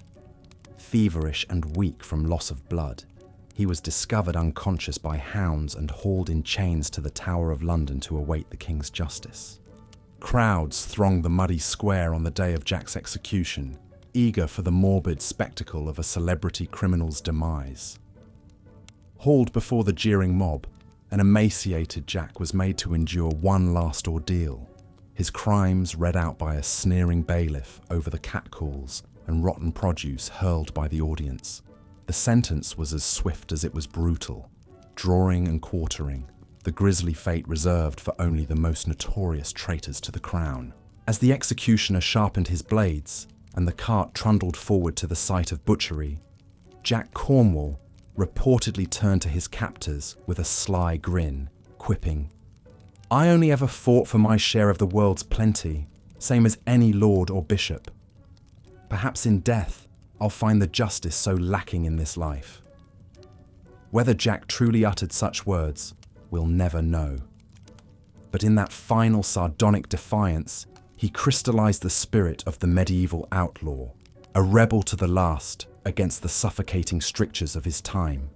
With a nod, Jack commended his soul to God as the horses strained forward and the first cuts bit deep. In an explosion of blood and agony, one of the most legendary highwaymen of the Middle Ages was ripped asunder, his head deftly shorn off by the axeman to join the other grinning skulls atop London Bridge. The pieces of his body were sent to the four corners of the realm as a hideous warning to any who dared follow his example. Yet Jack's memory would long outlive his mutilated remains, whispered in taverns and roadside inns, as a folk hero cut down by the ruthless powers that be. In this telling, his death was not a defeat, but an apotheosis, an immortal rebuke from beyond the grave to the bloated lords and clerics who grew fat on the suffering of the poor. While Jack Cornwall's tale is certainly one of the more colourful in the annals of medieval crime, it reflects the dismal fates that awaited most who ran afoul of the law in this era. The brutality of the highwayman's trade was more than matched by the savagery of the punishments dispensed to those who got caught. In a time before standing police forces or professional jailers, justice retained the primal simplicity of tooth and claw, striking mortal terror into would-be malefactors with the grisly spectacle of public execution and torture. Across medieval Europe, town squares and castle courtyards routinely played host to the stomach-churning theatrics of criminal sentencing, as crowds bayed for blood and pulpits rang with stern imprecations. thick-necked executioners plied their trade with workmanlike gusto, turning living transgressors into object lessons in the certainty of divine judgment and royal retribution. The methods employed spanned a skin-crawling array of brutality and fatal ingenuity, all carefully calibrated to deliver maximum suffering and ignominy to the condemned. For pettier crimes like poaching, scolding, or public drunkenness, miscreants might be locked into the stocks or pillory, wooden restraints that held head and hands fast for the gleeful abuse of the masses. With arms and noggin helplessly fixed in place, offenders were forced to endure a barrage of jeers, chamber pot slops, and mouldering produce for hours or even days, the rotting detritus seeping into eyes and clotting hair until their release left them stumbling, half-blind and reeking. More serious infractions like burglary, forgery, or sodomy saw the guilty subjected to agonizing public floggings and mutilations, with barebacks flayed to gory ribbons by the lead-tipped cat o' nine tails and noses or ears deftly shorn away by a razor-edged dirk. Thieves and pickpockets were often branded on hand or forehead with a sizzling iron, leaving them permanently scarred as pariahs to be shunned by the honest for fear of guilt by association. But even these grim ordeals paled before the dark creativity unleashed upon perpetrators of the most heinous crimes: treason, heresy, witchcraft, and murder. For these transgressors, the cunning torturers of the Middle Ages dreamed up a hellscape of exquisite agonies designed to inflict maximal suffering and ignominy before death's sweet release. Some, like Jack Cornwall, were drawn and quartered, lashed spread-eagled between four straining horses until their joints cracked and flesh peeled away in gory strips. Others suffered the red-hot pincers and tongs of branding, their skin crisping and bubbling as the unyielding metal seared deep. Many were broken on the wheel, their limbs hammered and splintered between the spokes, until only a twitching sack of pulverized flesh remained. Witches and heretics burned at the stake, writhing and wailing as the flames consumed hair, skin, and fat in greasy gouts of smoke. Perhaps most fiendish of all was the practice of hanging, drawing, and quartering, a punishment reserved for only the vilest enemies of crown and church. In this grotesque ritual, the condemned would first be half strangled by the noose, leaving them twitching and purpled, but still agonizingly conscious. Then, as a sharp-bladed dirk plunged into their belly to spill steaming guts onto the scaffold, they were swiftly emasculated, the offending organs thrust into the bubbling mass. Finally, in an explosion of gore and viscera, the executioner's axe severed head from shoulders, releasing the criminal's tormented soul to whatever hellish judgment awaited. Such stomach-churning scenes played out with grim regularity across the mud and blood-splattered courtyards of medieval Europe. They served as a potent reminder of the utter brutality that awaited any who threatened the feudal order or ran afoul of the harsh, unforgiving codes of the time. In an age where life was already nasty, brutish, and short for all but society's upper crust, these gruesome spectacles sought to cow the masses into submission with the promise of even greater agonies for those who stepped out of line. Yet even amidst the cruelty and squalor of the Middle Ages, there were some who managed to rise above the muck and blood to achieve a sort of transgressive glamour. These were the dashing outlaws and gentlemen highwaymen who robbed from the rich to give to the poor, their exploits celebrated in song and story, long after the noose or axe blade claimed their necks. Bridging the gap between common cutpurse and romantic renegade, these merry men represented a tantalizing fantasy of rebellion against the suffocating strictures of feudal society. One of the most fabled of these figures was Eustace Foleville, the daring bandit and hood-clad scourge of 14th century Leicestershire. Born the youngest son of a respectable gentry family, Eustace seemed destined for a life of rural obscurity, another generation to work the land and uphold the family name. But a taste for wine, women, and wanderlust saw him cast out from hearth and home to make his fortune on the highways and byways of England. Blessed with a smooth tongue and a roguish charm, Eustace soon gathered a band of like-minded adventurers, recruiting from the ranks of poachers, deserters, and fugitive peasants. Clad in Lincoln green and armed with longbows and broadswords, Folville's merry men prowled the great forests of the Midlands, lying in wait for plump merchant caravans and lumbering tax collectors. With a twang of bowstrings and a flash of steel, they would relieve their unlucky quarry of coin, silver plate, and the occasional comely daughter, all while leaving the poor and downtrodden conspicuously unmolested. As word of their exploits spread, Eustace and his men soon became folk heroes to the region's put-upon peasantry. Tales circulated of the gallant highwaymen who served as a thorn in the side of the local lords and bishops, audaciously robbing the rich to fatten the thin purses of widows and orphans. Balladeers sang of Folville's uncanny knack for slipping the noose, foiling the bumbling sheriff of Nottingham with quick wits and quicker feet. Beleaguered serfs marvelled at a bandit chieftain who not only thrashed the elites at every turn, but looked damn good doing it, all flashing eyes and impudent moustaches beneath that jaunty hood. But even Eustace's luck could not hold forever against the rising ire of the crown. After one caper too many saw the gang making off with the golden candlesticks of the Abbot of Leicester, the king himself dispatched a picked force of knights and huntsmen to run the outlaws to ground. Folville and his men made a daring last stand amidst the tangled oaks of Charnwood Forest, their longbows thrumming and sword arms flashing crimson in the dappled light. In the end, though, the odds were too long, even for such storied rogues. A bloodied Eustace was dragged in chains before the scowling abbot to face the king's justice, a highwayman and rabble-rouser too dangerous to be left alive. Yet standing in the shadow of the gallows, he reportedly flashed his captors a devil-may-care grin, jauntily quipping, "I regret only that I have but one neck to give for the poor and downtrodden of this realm." Such insouciance in the face of doom only added to Folville's legend, a rakish rebel who flew in the face of death, just as he'd tweaked the nose of privilege in life.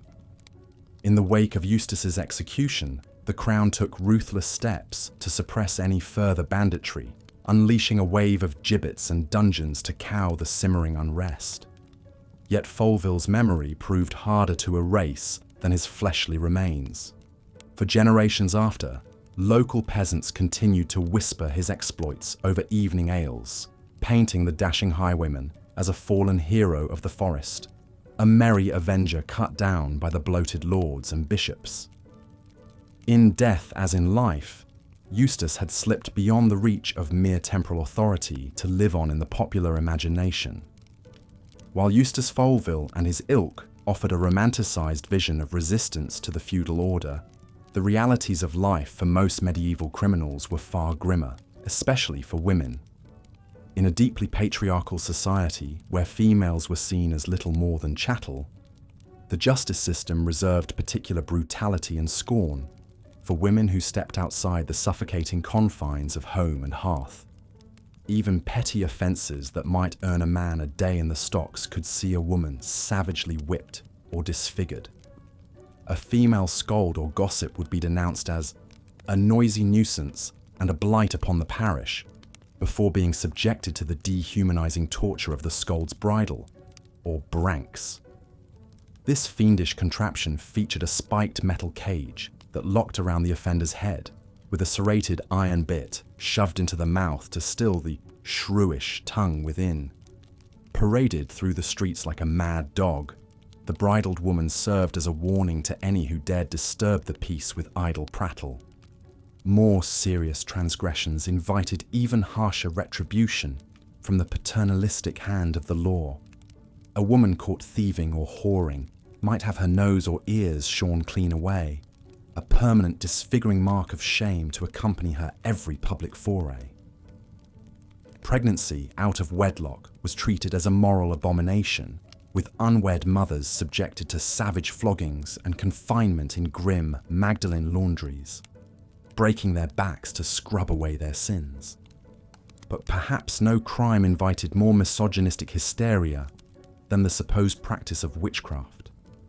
In a world haunted by disease, crop failures, and the ever-present spectre of Satan, solitary women on the margins of society were easy scapegoats for all manner of misfortune.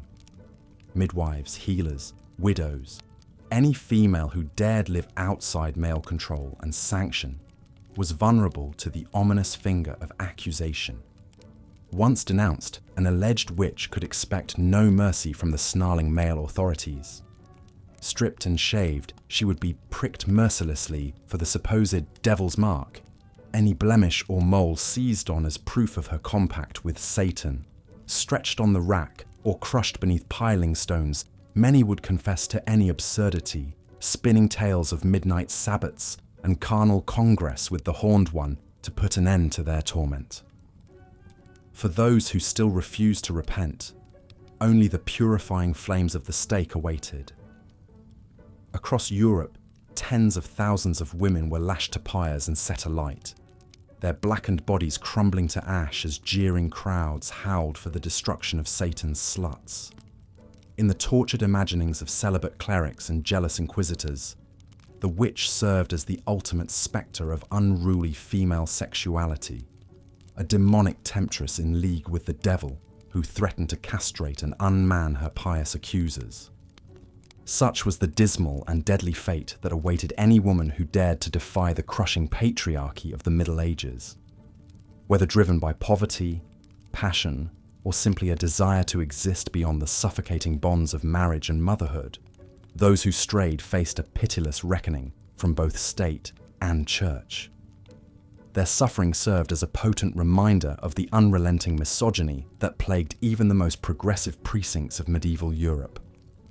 Of course, not all the scandals of the age swirled around society's outcasts and dregs. Even the most exalted and sacred of institutions was not immune to the sins of greed, lust, and abuse so rampant in the feudal order. Indeed, the late Middle Ages saw the once unassailable authority of the Catholic Church increasingly tarnished by breathtaking corruption and debauchery within its ranks. Far from the shepherds of Christ's earthly flock, all too many medieval clerics seemed to take their model from a very different biblical figure: the money changers, whom Jesus dramatically expelled from the temple. Bloated bishops and corpulent cardinals openly trafficked in ecclesiastical offices, selling choice positions to the highest buy. Content warning. This script contains some descriptions of violence and brutality in a historical context.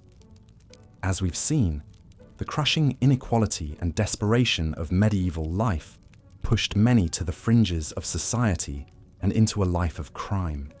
With no formal police force and only sporadic military patrols, the highways and byways of Europe became the haunts of bandits and brigands preying on travellers. One such highwayman was Jack Cornwall, a farmer turned outlaw in the 14th century England.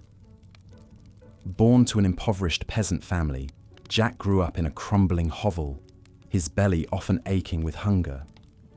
As a young man, he dutifully worked the fields of the local lord, breaking his back for meagre wages that could barely feed his wife and children.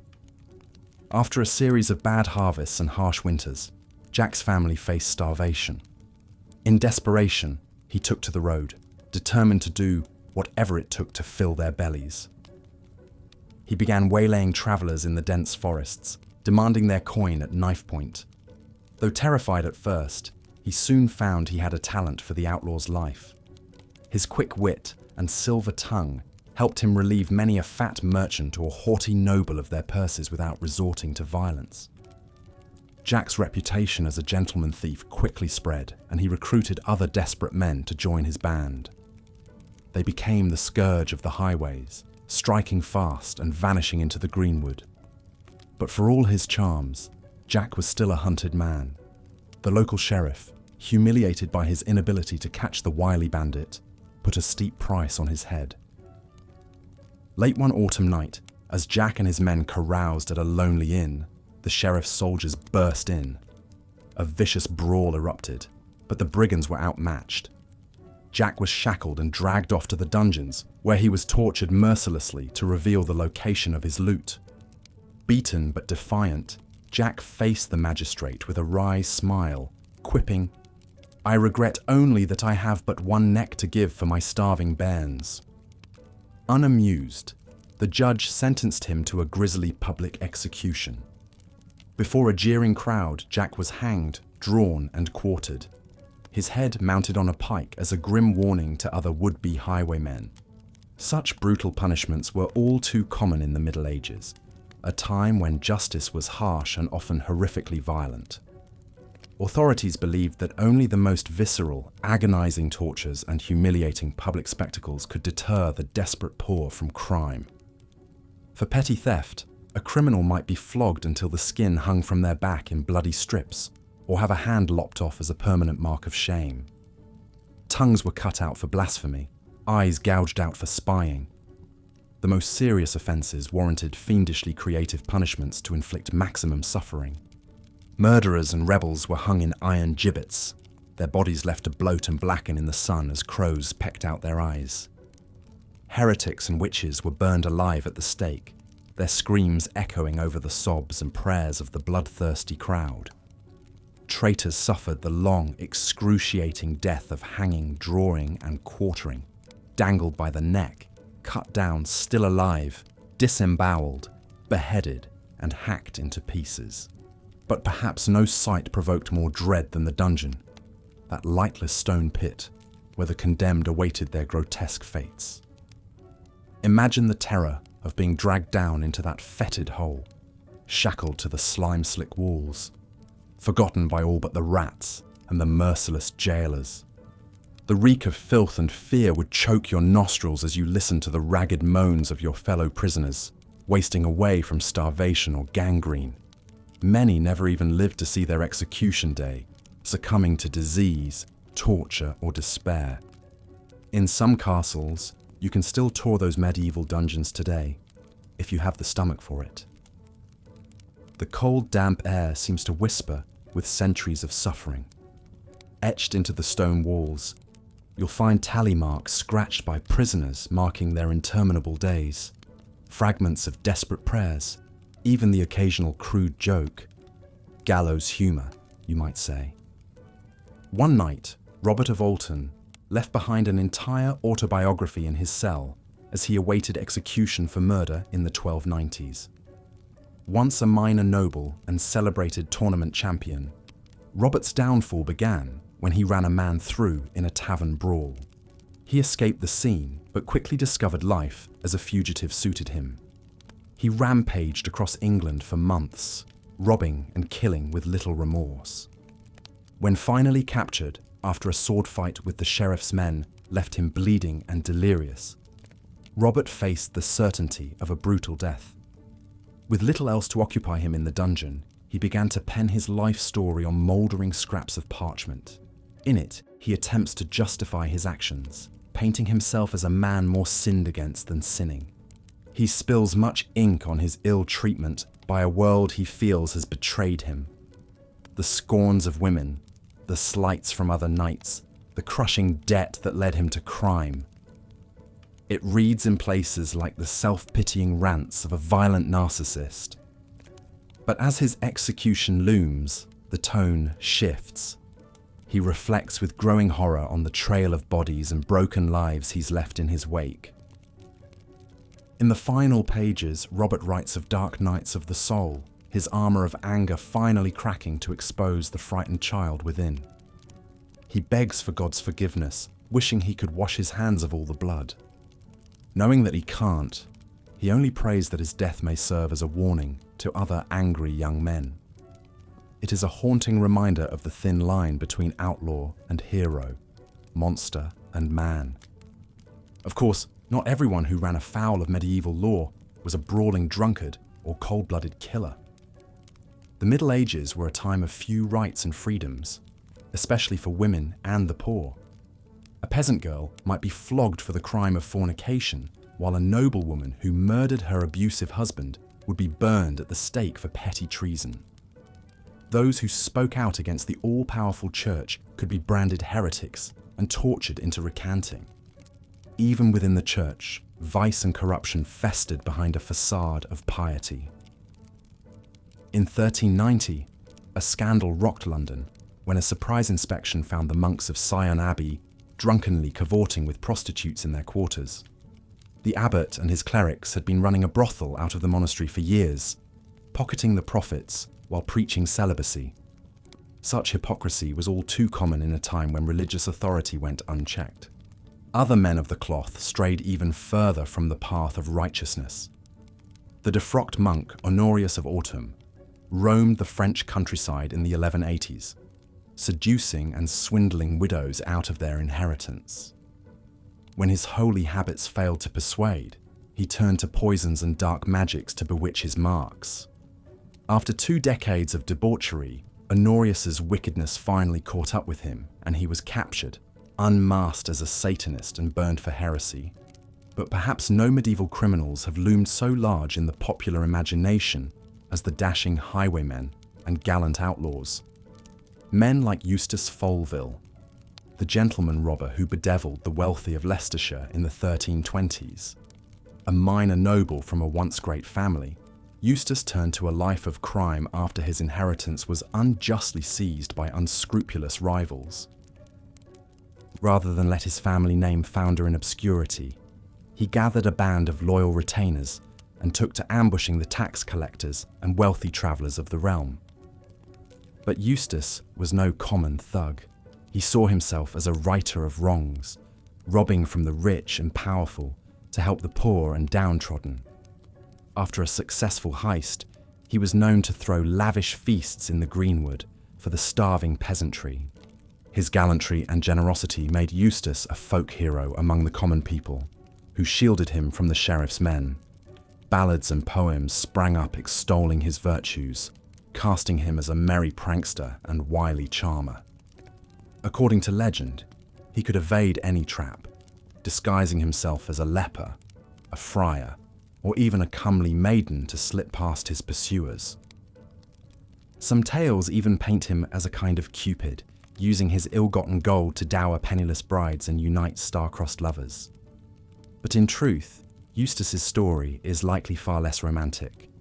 He and his men left a trail of bloodshed across the Midlands, and their crimes were seldom as discriminating as the ballads would have you believe. But in a time of unchecked greed and corruption, perhaps it's no wonder that people looked for heroes among the outlaws. These daring rogues and desperate peasants, wicked priests and penitent killers may have been buried long ago in unmarked graves, but their stories echo still through history. In their brutal lives, we catch a glimpse of a world with little pity for the poor and powerless, where any slip could spell disaster and even small crimes were punished without mercy. But we see, too, the spark of relatable humanity in even the lowest villain. The every person pushed to desperation by an uncaring world. The outlaw revolutionary striving to balance the scales of justice. The regretful sinner seeking redemption in his final hour. While we may shudder at their baser deeds, we can't help but feel a twinge of recognition at their all-too-human foibles and yearnings. In the final reckoning, perhaps what fascinates us most about the criminals of ages past is the mirror they hold up to our own society. How far have we really come from a world where the poor are driven to desperation, the powerful can evade justice, and a person's worth is weighted by accidents of birth and fortune? Perhaps in our morbid curiosity lingers the uneasy knowledge that, but for a trick of history, we might have found ourselves in the same wretched dungeons, our own follies and trespasses etched into the walls. But as we lie here in the comfort of our beds, the soft glow of our night lights holding the shadows at bay, we can be grateful that those brutal days are long behind us. A nightmare from which we've mercifully awoken. The outlaws and cutthroats of old have been laid to rest. Their grisly fates are fading memory. In our kinder, gentler world, justice is tempered with mercy. and even the lowest among us can hope for a measure of dignity. So let us spare a moment's somber thought for those unfortunate enough to have been born in crueler times, when life was often nasty, brutish, and short. But let us, too, take comfort in the distance we've come and the better angels of our nature that light the way forward. And with that, I bid you good night and sweet dreams, secure in the knowledge that the horrors of history are but a shadow to the progress of today. Sleep well. As the sun set over the thatched roofs and cobblestone streets of medieval England, the shadows grew long and ominous. For the poorest peasants scratching out a meagre living, each day was a struggle to survive, let alone stay on the right side of the law. Desperate times often called for desperate measures. One such desperate soul was Jack Cornwall, a humble turnip farmer from the windswept moors of Devon. Jack had always been a simple, law-abiding man, content to till his small plot of rocky soil and provide for his family as best he could. But the summer of 1352 changed everything. That fateful year, the rains failed and Jack's crops withered in the fields. His infant son fell ill with a fever and wasted away before his eyes. And when he could not pay his annual tithe to the local monastery, the abbot's thugs burned his barn to the ground as punishment, with his last scrawny ox trapped inside. Faced with ruin and starvation, something snapped inside Jack Cornwall. He took to the highways with a stout oak staff, determined to take back from the wealthy a small measure of what had been stolen from him. By the pale moonlight, he lay in wait, his rangy figure cloaked in a mouldy black hood. At first, Jack held up solitary travellers for their purses and jewels, his face hidden and his rough voice quaking with adrenaline. But as his confidence grew, so did his audacity. He graduated to ambushing merchant caravans, making off with whole cartloads of riches. The people of Devon began to whisper of a dark figure haunting the moors. The hooded demon, they called him. No one knew his true identity. Some said he could melt into the shadows, that he sold his soul to the devil for unholy powers. Others claimed he had a band of followers, an army of beggars and outlaws terrorizing travellers across the Shire. Such wild rumours were far from the truth, but Jack Cornwall did little to dispel them. In fact, the sinister mythos growing around him only made his job easier, as fear-stricken victims put up less of a fight. The hooded demon's midnight tolls became almost routine, but the highwayman's charmed luck could not last forever. In the wee hours one November night, Jack lay in wait as an opulent carriage trundled up the forest road, its noble passenger no doubt weighed down with gold and jewels. Brandishing a rusty blade, he leapt out to accost his prize, only to freeze at the steely shriek of a dozen swords unsheathing around him. It was a trap. The carriage rumbled off down the road untouched as the local sheriff's men swarmed out of the trees. Jack was beaten to the ground before he could even utter a threat, his face mashed into the freezing mud as shackles snapped shut around his wrists. The hooded demon's reign of terror was over. Word of the notorious highwayman's capture raced across Devon. In every tavern and town square, people buzzed with lurid rumours about the hooded demon's true identity and the terrible fate that awaited him. Most assumed he would hang before the week was out. But the sheriff had a crueler punishment in mind. To make an example of this brazen outlaw who had terrorised his lands, he ordered the prisoner publicly gibbeted, left to die of exposure in an iron cage hung from a crossroads gallows, his wretched body picked apart by ravens as a warning to all who would defy the law. Jack Cornwall's trial was a swift and one-sided affair, a mere formality in the eyes of the court.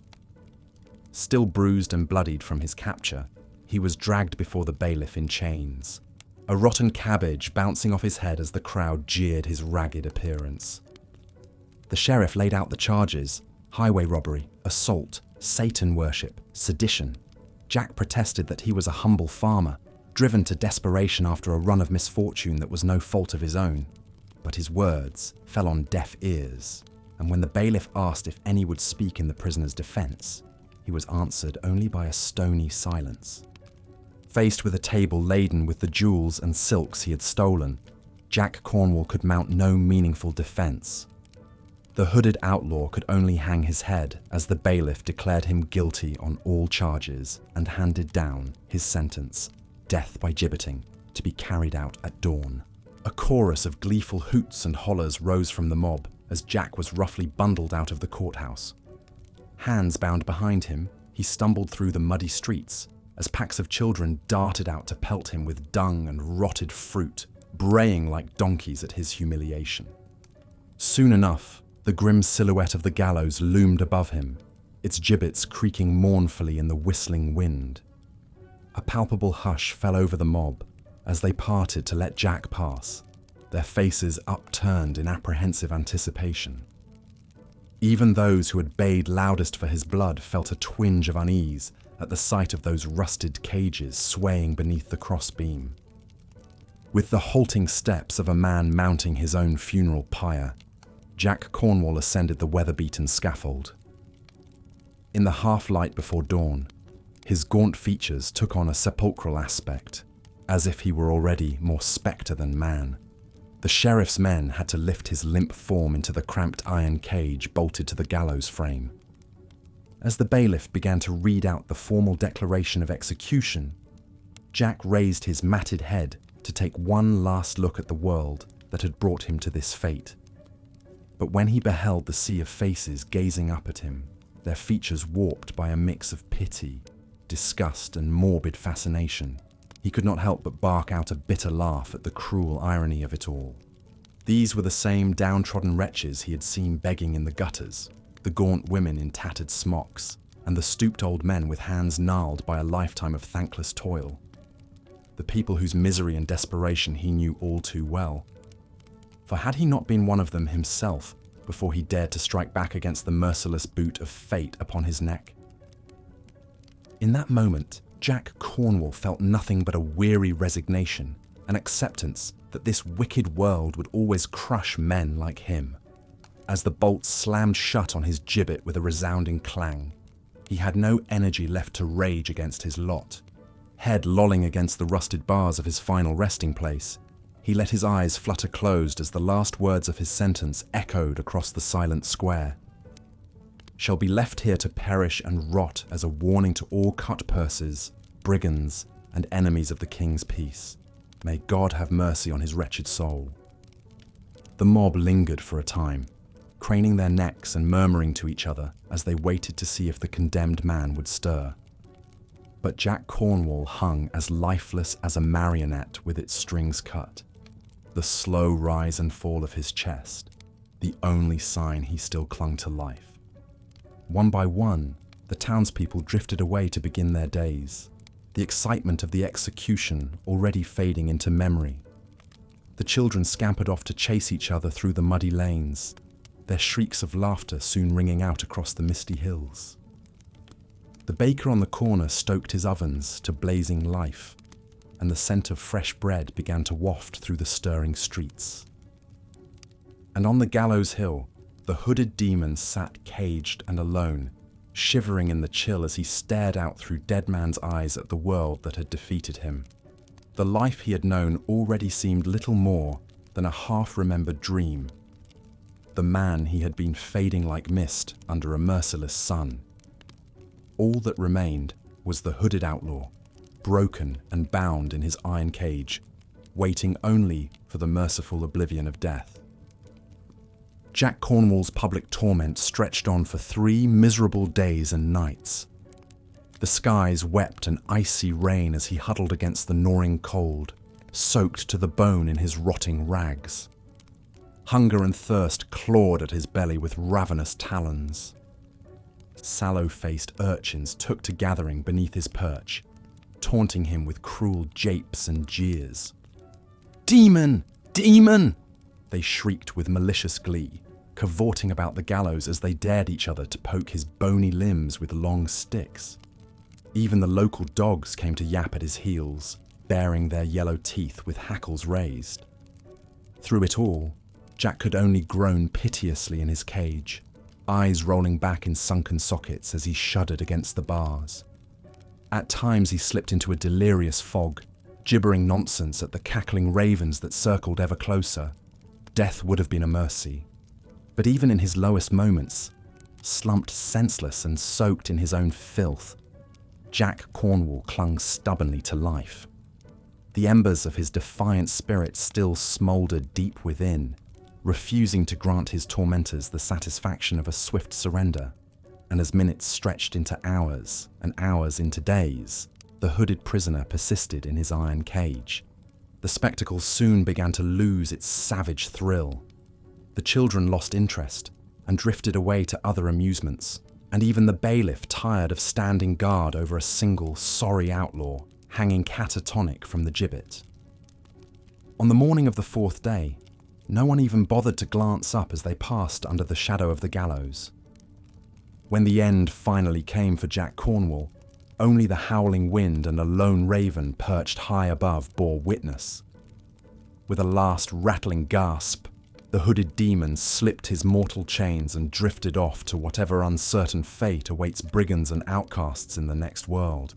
And so he hung, rigid and lifeless, until the bailiff's men finally cut him down and dumped his wasted corpse in an unmarked grave at the crossroads.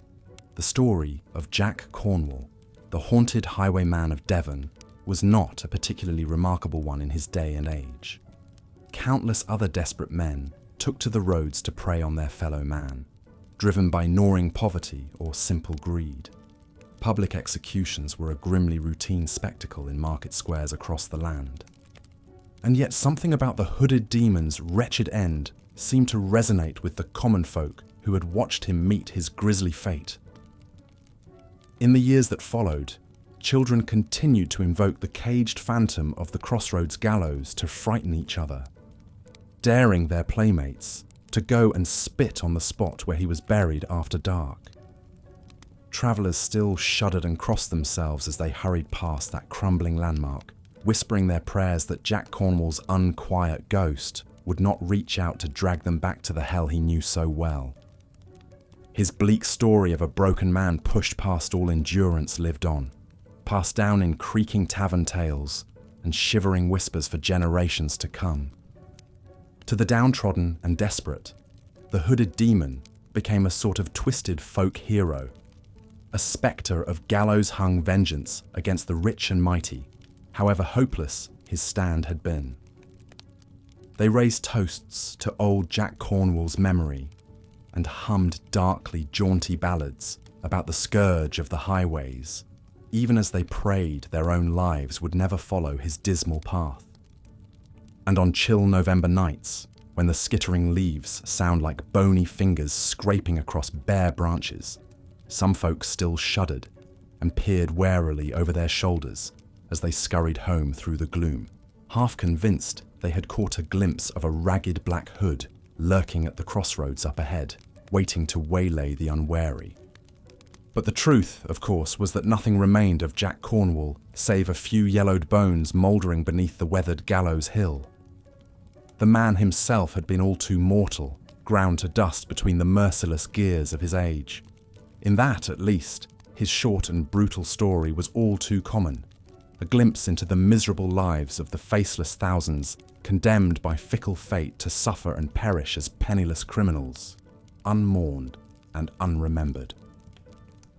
Welcome back, dear listener, to our immersive journey through the dark underbelly of medieval crime and punishment. As we continue our exploration, we find ourselves in the fetid alleys and seedy taverns frequented by society's most disreputable characters. Picture a dimly lit, ramshackle inn on the outskirts of 14th century London. The air is thick with the stench of unwashed bodies, stale ale, and simmering stew of questionable origin. Huddled around a rough-hewn table in the corner, a group of unsavoury men converse in hushed tones, their faces obscured by hoods and flickering candlelight. These are the members of the notorious Foleville gang, a band of aristocratic outlaws who have turned to a life of crime. At the head of the table sits their charismatic leader, Eustace Folville.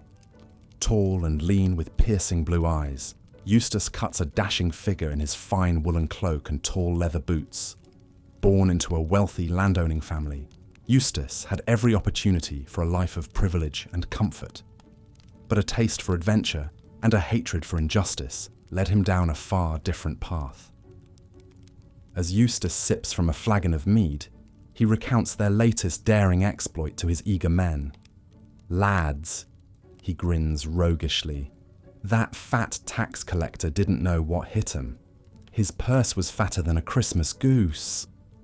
The men guffaw and clink their tankards in approval. You see, in an age of rampant corruption and inequality, Eustace fancied himself a champion of the common man. He and his band of merry men would lie in wait along lonely forest roads, ambushing wealthy merchants and government officials. But rather than keep the spoils for themselves, Eustace insisted they distribute the loot among the grateful peasantry. "Aye, you should have seen the looks on them villagers' faces," chuckles one scruffy outlaw. "'Twas like Father Christmas himself had come." Of course, the authorities took a far dimmer view of the Folville gang's redistribution of wealth.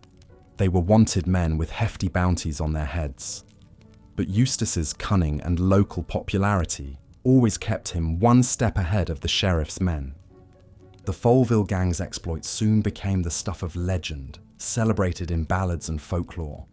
Tales spread of their daring daylight robberies and Eustace's incredible feats of archery. According to one story, a pursuing posse had Eustace surrounded and trapped up a tree. But the wily rogue simply leapt from the branches onto his waiting horse and galloped away to freedom, laughing heartily. But life as a medieval outlaw was still fraught with peril, however romanticized. Violent clashes with soldiers, desperate flights from the law, and the ever-present threat of betrayal were sobering realities. And if captured, a brutal public execution doubtlessly awaited, with one's name recorded as a villain for the ages. As our scene in the tavern winds down, Eustace and his gang slip out into the misty night to plan their next caper. Little could they know their legendary run would last only a few more months before a fateful final encounter with the sheriff's forces. But that, dear listener, is a harrowing tale for another time. For now, let us take a moment to reflect on the Folville gang and what their controversial crimes reveal about the Robin Hood figures who arose in times of great oppression and inequity. Men like Eustace were heroes to some, reviled criminals to others, and perhaps a bit of both. Their stories continue to fascinate us centuries later and offer a window into the complex social landscape of the medieval world. But now, the hour grows late and the candle burns low. Rest your weary head and let the misty forests and daring outlaws of yore fade into the soft embrace of slumber. In our next episode, we'll explore the harsh fates of female criminals in the Middle Ages and some scandalous tales of misbehaving nuns. Until then, good night and sweet dreams. Sure, I'd be happy to continue the immersive documentary-style script exploring the brutal lives of criminals in medieval Europe. Let's pick up where we left off, as we transition from the chaotic social context that bred so much crime to a vivid profile of one notorious criminal's life. Perhaps no medieval highwayman struck greater fear into the hearts of travellers than the shadowy figure known as Jack Cornwall. Born a simple farmer's son in the famine-stricken 14th century, Jack's once promising life took a dark turn when his parents succumbed to disease, leaving him orphaned and destitute at the tender age of 15. With no land, money, or family to his name, Jack drifted from town to town in a desperate search for work and sustenance. But in an era when hordes of starving peasants roamed the countryside, he found scant charity and even fewer opportunities for honest labour. Pushed to the brink, Jack resorted to petty thievery to fill his belly, swiping morsels from market stalls and unguarded pantries. As his crimes escalated to poaching game from the local lord's hunting grounds, it was only a matter of time before Jack was caught red-handed with a brace of ill-gotten hares.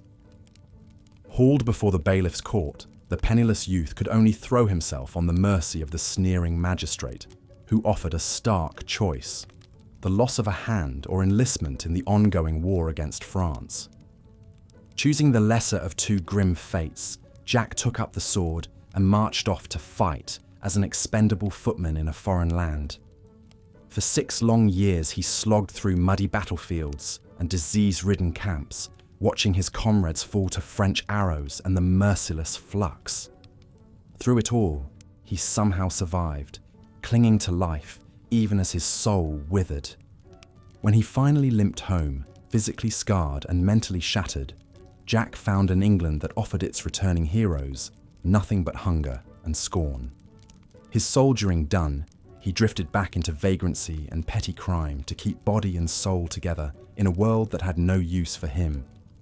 Perhaps Jack's path to outlawry was all but inevitable, given the brutality and deprivation of his early years. Some might say the feckless farmer's son had always been a bad seed, destined to meet a bad end. But who can judge what cruelties, great or small, might twist any of us into rogues if our bellies were empty, our hopes dashed, our hearts hardened? All we know is that by the spring of 1354, when the trees and hedgerows along the old Roman roads turned green with new life, a very different Jack Cornwall stalked beneath their branches. No longer a scrawny stripling scrabbling for crusts, this Jack was a cunning predator, cloaked in well-worn leathers, a longbow on his back and a long knife at his belt. When a fat merchant or haughty nobleman came cantering down the track on a well-fed horse, this Jack stepped from the shadows to block their path. Bow drawn and eyes cold as flint, he demanded a toll for passage along the king's highway. Those who paid up were let pass with a mocking bow, relieved of mere coin and pride. Those who blustered or balked soon found an arrow through the chest for their trouble. Jack's reign of terror proved lamentably long and lucrative. For nearly 3 years, he waylaid travellers on the lonely roads of Wessex, amassing a growing hoard of gold and jewels, which he did his best to drink, gamble and whore away in nameless alehouses that asked no questions. In those dens of iniquity, tongues loosened by Jack's ill-gotten coin spun admiring yarns of the gentleman highwayman, a merry rogue who robbed the rich to slake his own thirst for wine, women and song. But for all his cocky charms, the low-born bandit was playing a losing game against the powers that be. When a wealthy bishop was relieved of a hefty chest of church tithes, the authorities vowed to bring Jack to heel at any cost. Wanted posters blanketed the countryside, offering a tempting bounty for the outlaw's head. Informers crawled out of every tavern and hovel, eager to sell out the rogue who had bought their silence with his pilfered silver. One moonless night, as a drunken Jack slept off his cups in a shabby rented room, a cadre of the sheriff's men kicked in the door and dragged him out in chains. Hauled before a court hastily convened by torchlight, the notorious highwayman faced a table of stone-faced magistrates who cared little for his slurred protestations of innocence. The rough justice they offered was as swift as it was merciless, a summary verdict of guilt and a sentence of death on the gallows. But if the outraged officials thought a quick execution would put an end to Jack's infamy, they badly misjudged the temper of the times. Spurred by the kingdom's many miseries, the common folk were only too ready to embrace a rogue who had gleefully flouted the law and made the wealthy pay for their privilege. By the time Jack took his last breath, kicking at the end of a rope, a cheering crowd hailed him as a hero, a dashing rebel who had beaten the odds for one shining moment. The story of Jack Cornwall, in all its squalid glory, reminds us just how thin the line could be between starving desperation and murderous criminality in an age of rampant inequality. For every swashbuckling rogue enshrined in folk ballads, there were doubtless hundreds of forgotten thieves, cut-purses and brigands, most doomed to short, brutal lives in the shadows of society. Indeed, the grim fates awaiting most malefactors in the Middle Ages could put to shame even the darkest imaginings of the modern, true crime aficionado. In an era before police forces or proper prisons, the authorities relied on a stomach-churning array of public punishments to cow would-be criminals into submission. Consider, if you will, the ghastly spectacle known as gibbeting. Reserved for only the most reviled offenders, this ingenious torture involved encasing the malefactor in an iron cage and hanging it from a tall post at a crossroads, leaving the wretch to slowly expire from thirst, exposure, and madness. As crows pecked at their withering flesh, and their agonized shrieks echoed across the landscape, these doomed souls served as a grisly warning to all who might dare to defy the king's justice. Yet gibbeting was but one of many hellish fates that could befall the enemies of order in those chaotic times. Common thieves might find themselves pilloried in the town square, their head and hands locked in wooden stocks, as the jeering crowd pelted them with stones and rotted produce. Adulterous women faced the biting lash or a shaming walk through the streets in a rough-spun robe. Heretics and blasphemers had their tongues torn out or their flesh seared with red-hot irons. But of all the cruel and unusual punishments dreamed up by the sadistic minds of the Middle Ages, perhaps none inspire such lurid fascination as the dungeons that lurked beneath many a stately castle. Far from the airy halls and sun-drenched courtyards above, these dank, fetid pits were living hells where the unfortunate might be left to rot for years, decades, or even the rest of their miserable lives. Picture, if you can, being dragged down a narrow, twisting stair and flung into a windowless stone cell, your only furnishings a heap of mouldy straw and a bucket for your wastes. The heavy oak door slams shut, leaving you in utter darkness, the stale air thick with the stench of unwashed bodies, human filth, and creeping despair. Your only human contact is the sneering jailer who shoves a crust of maggoty bread through a slot in the door from time to time, barely enough to keep body and soul together as your teeth fall out and your muscles wither to nothing. In the condemned holes, prisoners might have heavy weights chained to their arms and legs as they awaited a traitor's grisly death of being hanged, drawn, and quartered. The only escape was the final release of an agonizing demise from starvation, disease, or slow torture. Yet even in the bowels of those nightmarish pits, the unconquerable human spirit sometimes found expression. In the Tower of London, the world's most storied dungeon, centuries of prisoners whiled away the maddening hours by etching graffiti into their cell walls. Crude drawings, terse prayers, even bits of gallows humour. These desperate scratchings bear witness to the fears and yearnings of forgotten souls in their darkest hours. Perhaps no message echoes down the centuries more hauntingly than the one found in a cell used during the religious persecutions of the 16th century. In shaky, uneven strokes, as if carved with a smuggled nail, some anonymous martyr to conscience left this poignant plea: "Lord, help me, for I am helpless." We can only imagine the courage and despair behind that fragmentary cry, a voice from beyond the grave reminding us of the cruelties our kind is capable of in the name of King and God. Of course, not every enemy of the state mouldered away in durance vile. Some larger-than-life outlaws thrived for a time in defiance of the law, winning the hearts of the common folk with their brazen exploits and cheeky refusal to bend a knee to their supposed betters. These merry men and women inhabited a shadow realm of romance and roguery that still colours our notions of the Middle Ages. Consider, for instance, the legend of Eustace Folville, the 14th century nobleman turned brigand chief who made his name ambushing tax collectors as they travelled the highways of the English Midlands laden with sacks of silver. Born the son of a landed knight, young Eustace seemed destined for a respectable life of hunting, hawking, and lording it over the locals from his family's fortified manor house.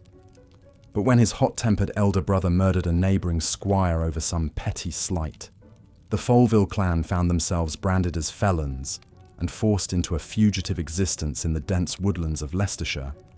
Rather than lurk in the greenwood like scruffy outlaws, however, Eustace and his siblings took to highway robbery with all the brazen entitlement of their noble birth.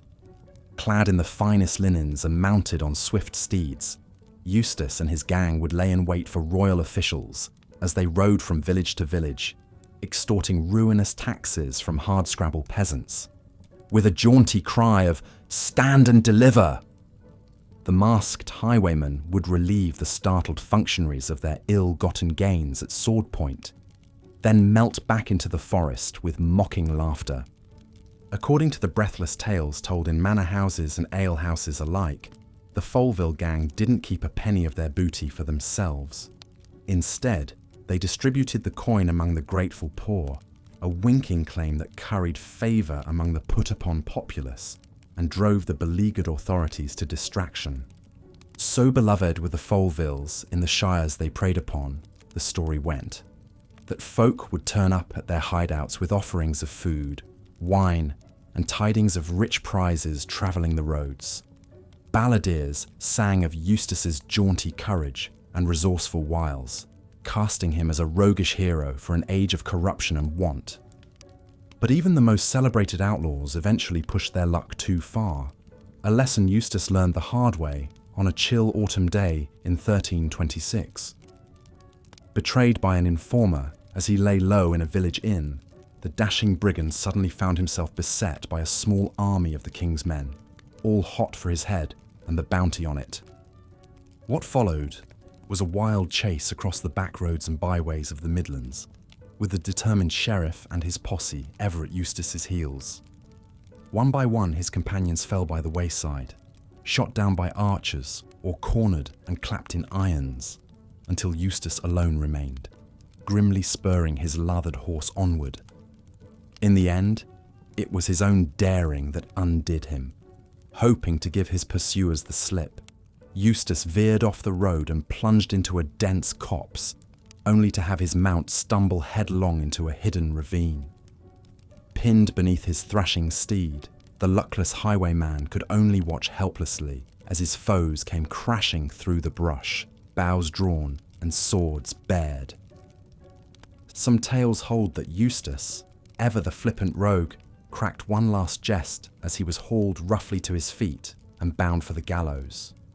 "I pray thee, gents, handle me gently," he said to have quipped to his stone-faced captors. "'Tis not every day a gentleman stops for a hanging." A few even claim he kicked a jaunty tune as he was led to the scaffold. But in truth, Eustace's final moments were likely far grimmer than the minstrels would have us believe. For all his panache, he was still a convicted felon facing the brutal reckoning of the day. Whether he begged for mercy or blustered to the end, his fate was sealed the moment the hangman's noose closed around his neck. So passed Eustace Folville, the courtly cutpurse whose swashbuckling legend would long outlive his mortal form. In an age of rampant injustice, he stood for a brief, shining moment as a symbol of resistance to the corrupt powers that ground the common folk beneath their gilded heels. That his story endured in folk memory for centuries to come is a testament not just to his own audacity, but to the enduring human yearning for a champion to strike a blow against oppression, however doomed the cause. Perhaps there is something of Eustace in all of us, who dare to defy the odds, to laugh in the face of our own destruction. But woe betide the woman who followed Eustace's roguish example in those unforgiving times. For the fairer sex, the perils of straying from the path of righteousness were especially dire. In the eyes of the law and the church, women were the weaker, more corruptible vessels, ever liable to be led astray by the devil's temptations. Pity, for instance, the desperate lass who resorted to the world's oldest profession to fill her empty belly. In most towns, prostitution was grudgingly tolerated as a necessary evil, with brothels paying regular fines to operate under the watchful eye of the authorities. But any woman caught selling her charms without a license could expect a vicious public whipping, if not a one-way trip to the dungeon. Even those who kept to the straight and narrow might find themselves swept up in the periodic fits of paranoia over witchcraft that gripped many a medieval community. All it took was a nosy neighbour's whisper, or a love charm gone awry for an innocent maid to be denounced as a consort of Satan, hauled before a church court and subjected to brutal interrogation. Woe to the unfortunate accused who failed to convince her inquisitors of her purity. At best, she might be sentenced to a humiliating penance, paraded through the streets in a hair shirt as the pious mocked her shame. At worst, she could be consigned to the flames, her flesh crackling as the godly looked on in righteous satisfaction. Perhaps the cruelest fate of all awaited the desperate girl who sought to conceal an unwanted pregnancy, only to be found out when the lifeless fruit of her womb was discovered in some ditch or midden. In the eyes of the law, such an act was not just a crime, but an affront against God himself, a blasphemous perversion of the sacred mystery of motherhood. For the convicted infanticide, the road to the gallows was especially grim. Often, she would be forced to carry the swaddled corpse of her dead babe to the place of execution, the eyes of the whole community boring into her back as she stumbled along in her final agony. In some especially cruel jurisdictions, she might even be buried alive with her tiny victim, their mouldering bodies entwined for all eternity. These, then, were the unbending codes of morality that bound women fast in the Middle Ages, the ever-present threat of hellfire and damnation that shadowed their every step. But even the haughty men who sat in judgment over them were not immune to the snares of sin, as the sordid annals of clerical crime make all too clear. For in a world where the church wielded immense temporal power alongside its spiritual might, the temptations of the flesh often proved too much for even the most exalted men of God. Brace yourself, dear listener, for a tour through the scandalous underbelly of medieval faith, a squalid saga of corruption, hypocrisy, and depravity that exposed the rot at the very heart of Christendom. Where to begin cataloguing the transgressions of the tonsured set? Perhaps with the sin of simony, the all-too-common practice of buying and selling church offices like so many sacks of grain. In an age when a plum bishopric could come with vast estates and an army of serfs to work them, many a grasping cleric was all too eager. As we've seen, the brutal realities faced by medieval criminals were a far cry from the romanticized tales of dashing outlaws and merry men. The vast majority led desperate, squalid and short lives, driven to crime by poverty, abuse or sheer survival. Even the lucky few who enjoyed brief success usually met with grisly ends as public spectacles of torture and execution. But perhaps there's a strange comfort to be found in these dark tales from our past. They remind us of how far we've come as a society, however imperfect our modern world remains. No longer must the downtrodden resort to highway robbery to fill their bellies. Gone are the days when a starving youth might have their hand chopped off for swiping a loaf of bread. We may still have crime and injustice, but it pales in comparison to the everyday cruelties of the Middle Ages. So as we lay here in the darkness, let us spare a thought for those poor doomed souls, the Jack Cornwalls and Robert of Altons, who cried out in despair from dungeon cells or swung from gallows poles, abandoned by the world. May their suffering not have been entirely in vain. May we learn from their hard lives to build a society of greater justice, mercy, and humanity for all. The medieval world can seem impossibly distant to us now, separated by centuries of progress.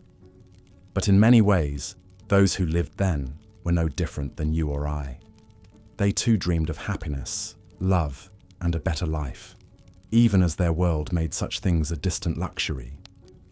They struggled each day to survive and provide, by whatever desperate means necessary. Some turned to crime, others to prayer. but all were searching for a way out of the darkness. So perhaps there's a strange kinship to be found with our medieval forebears, however removed their reality was from our own.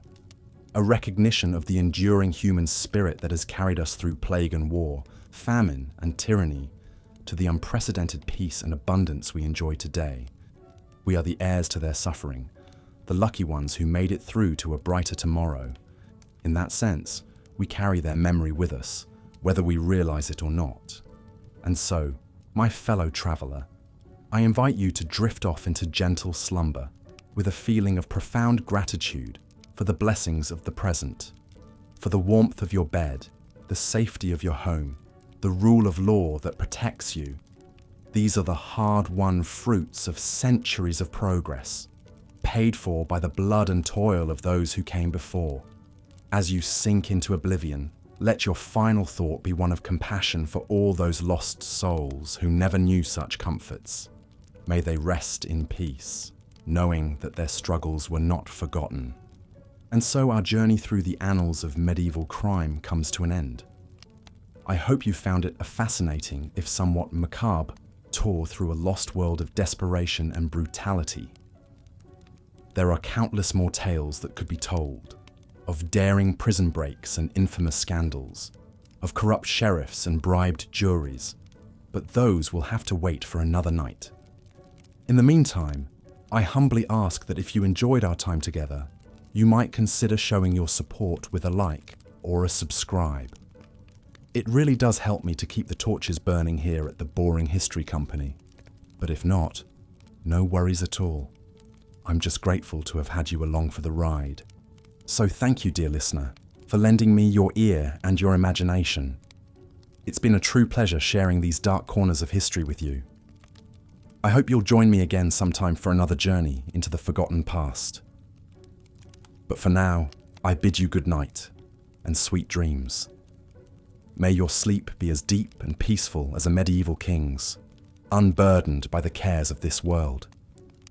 Until next time, this is your humble host, signing off.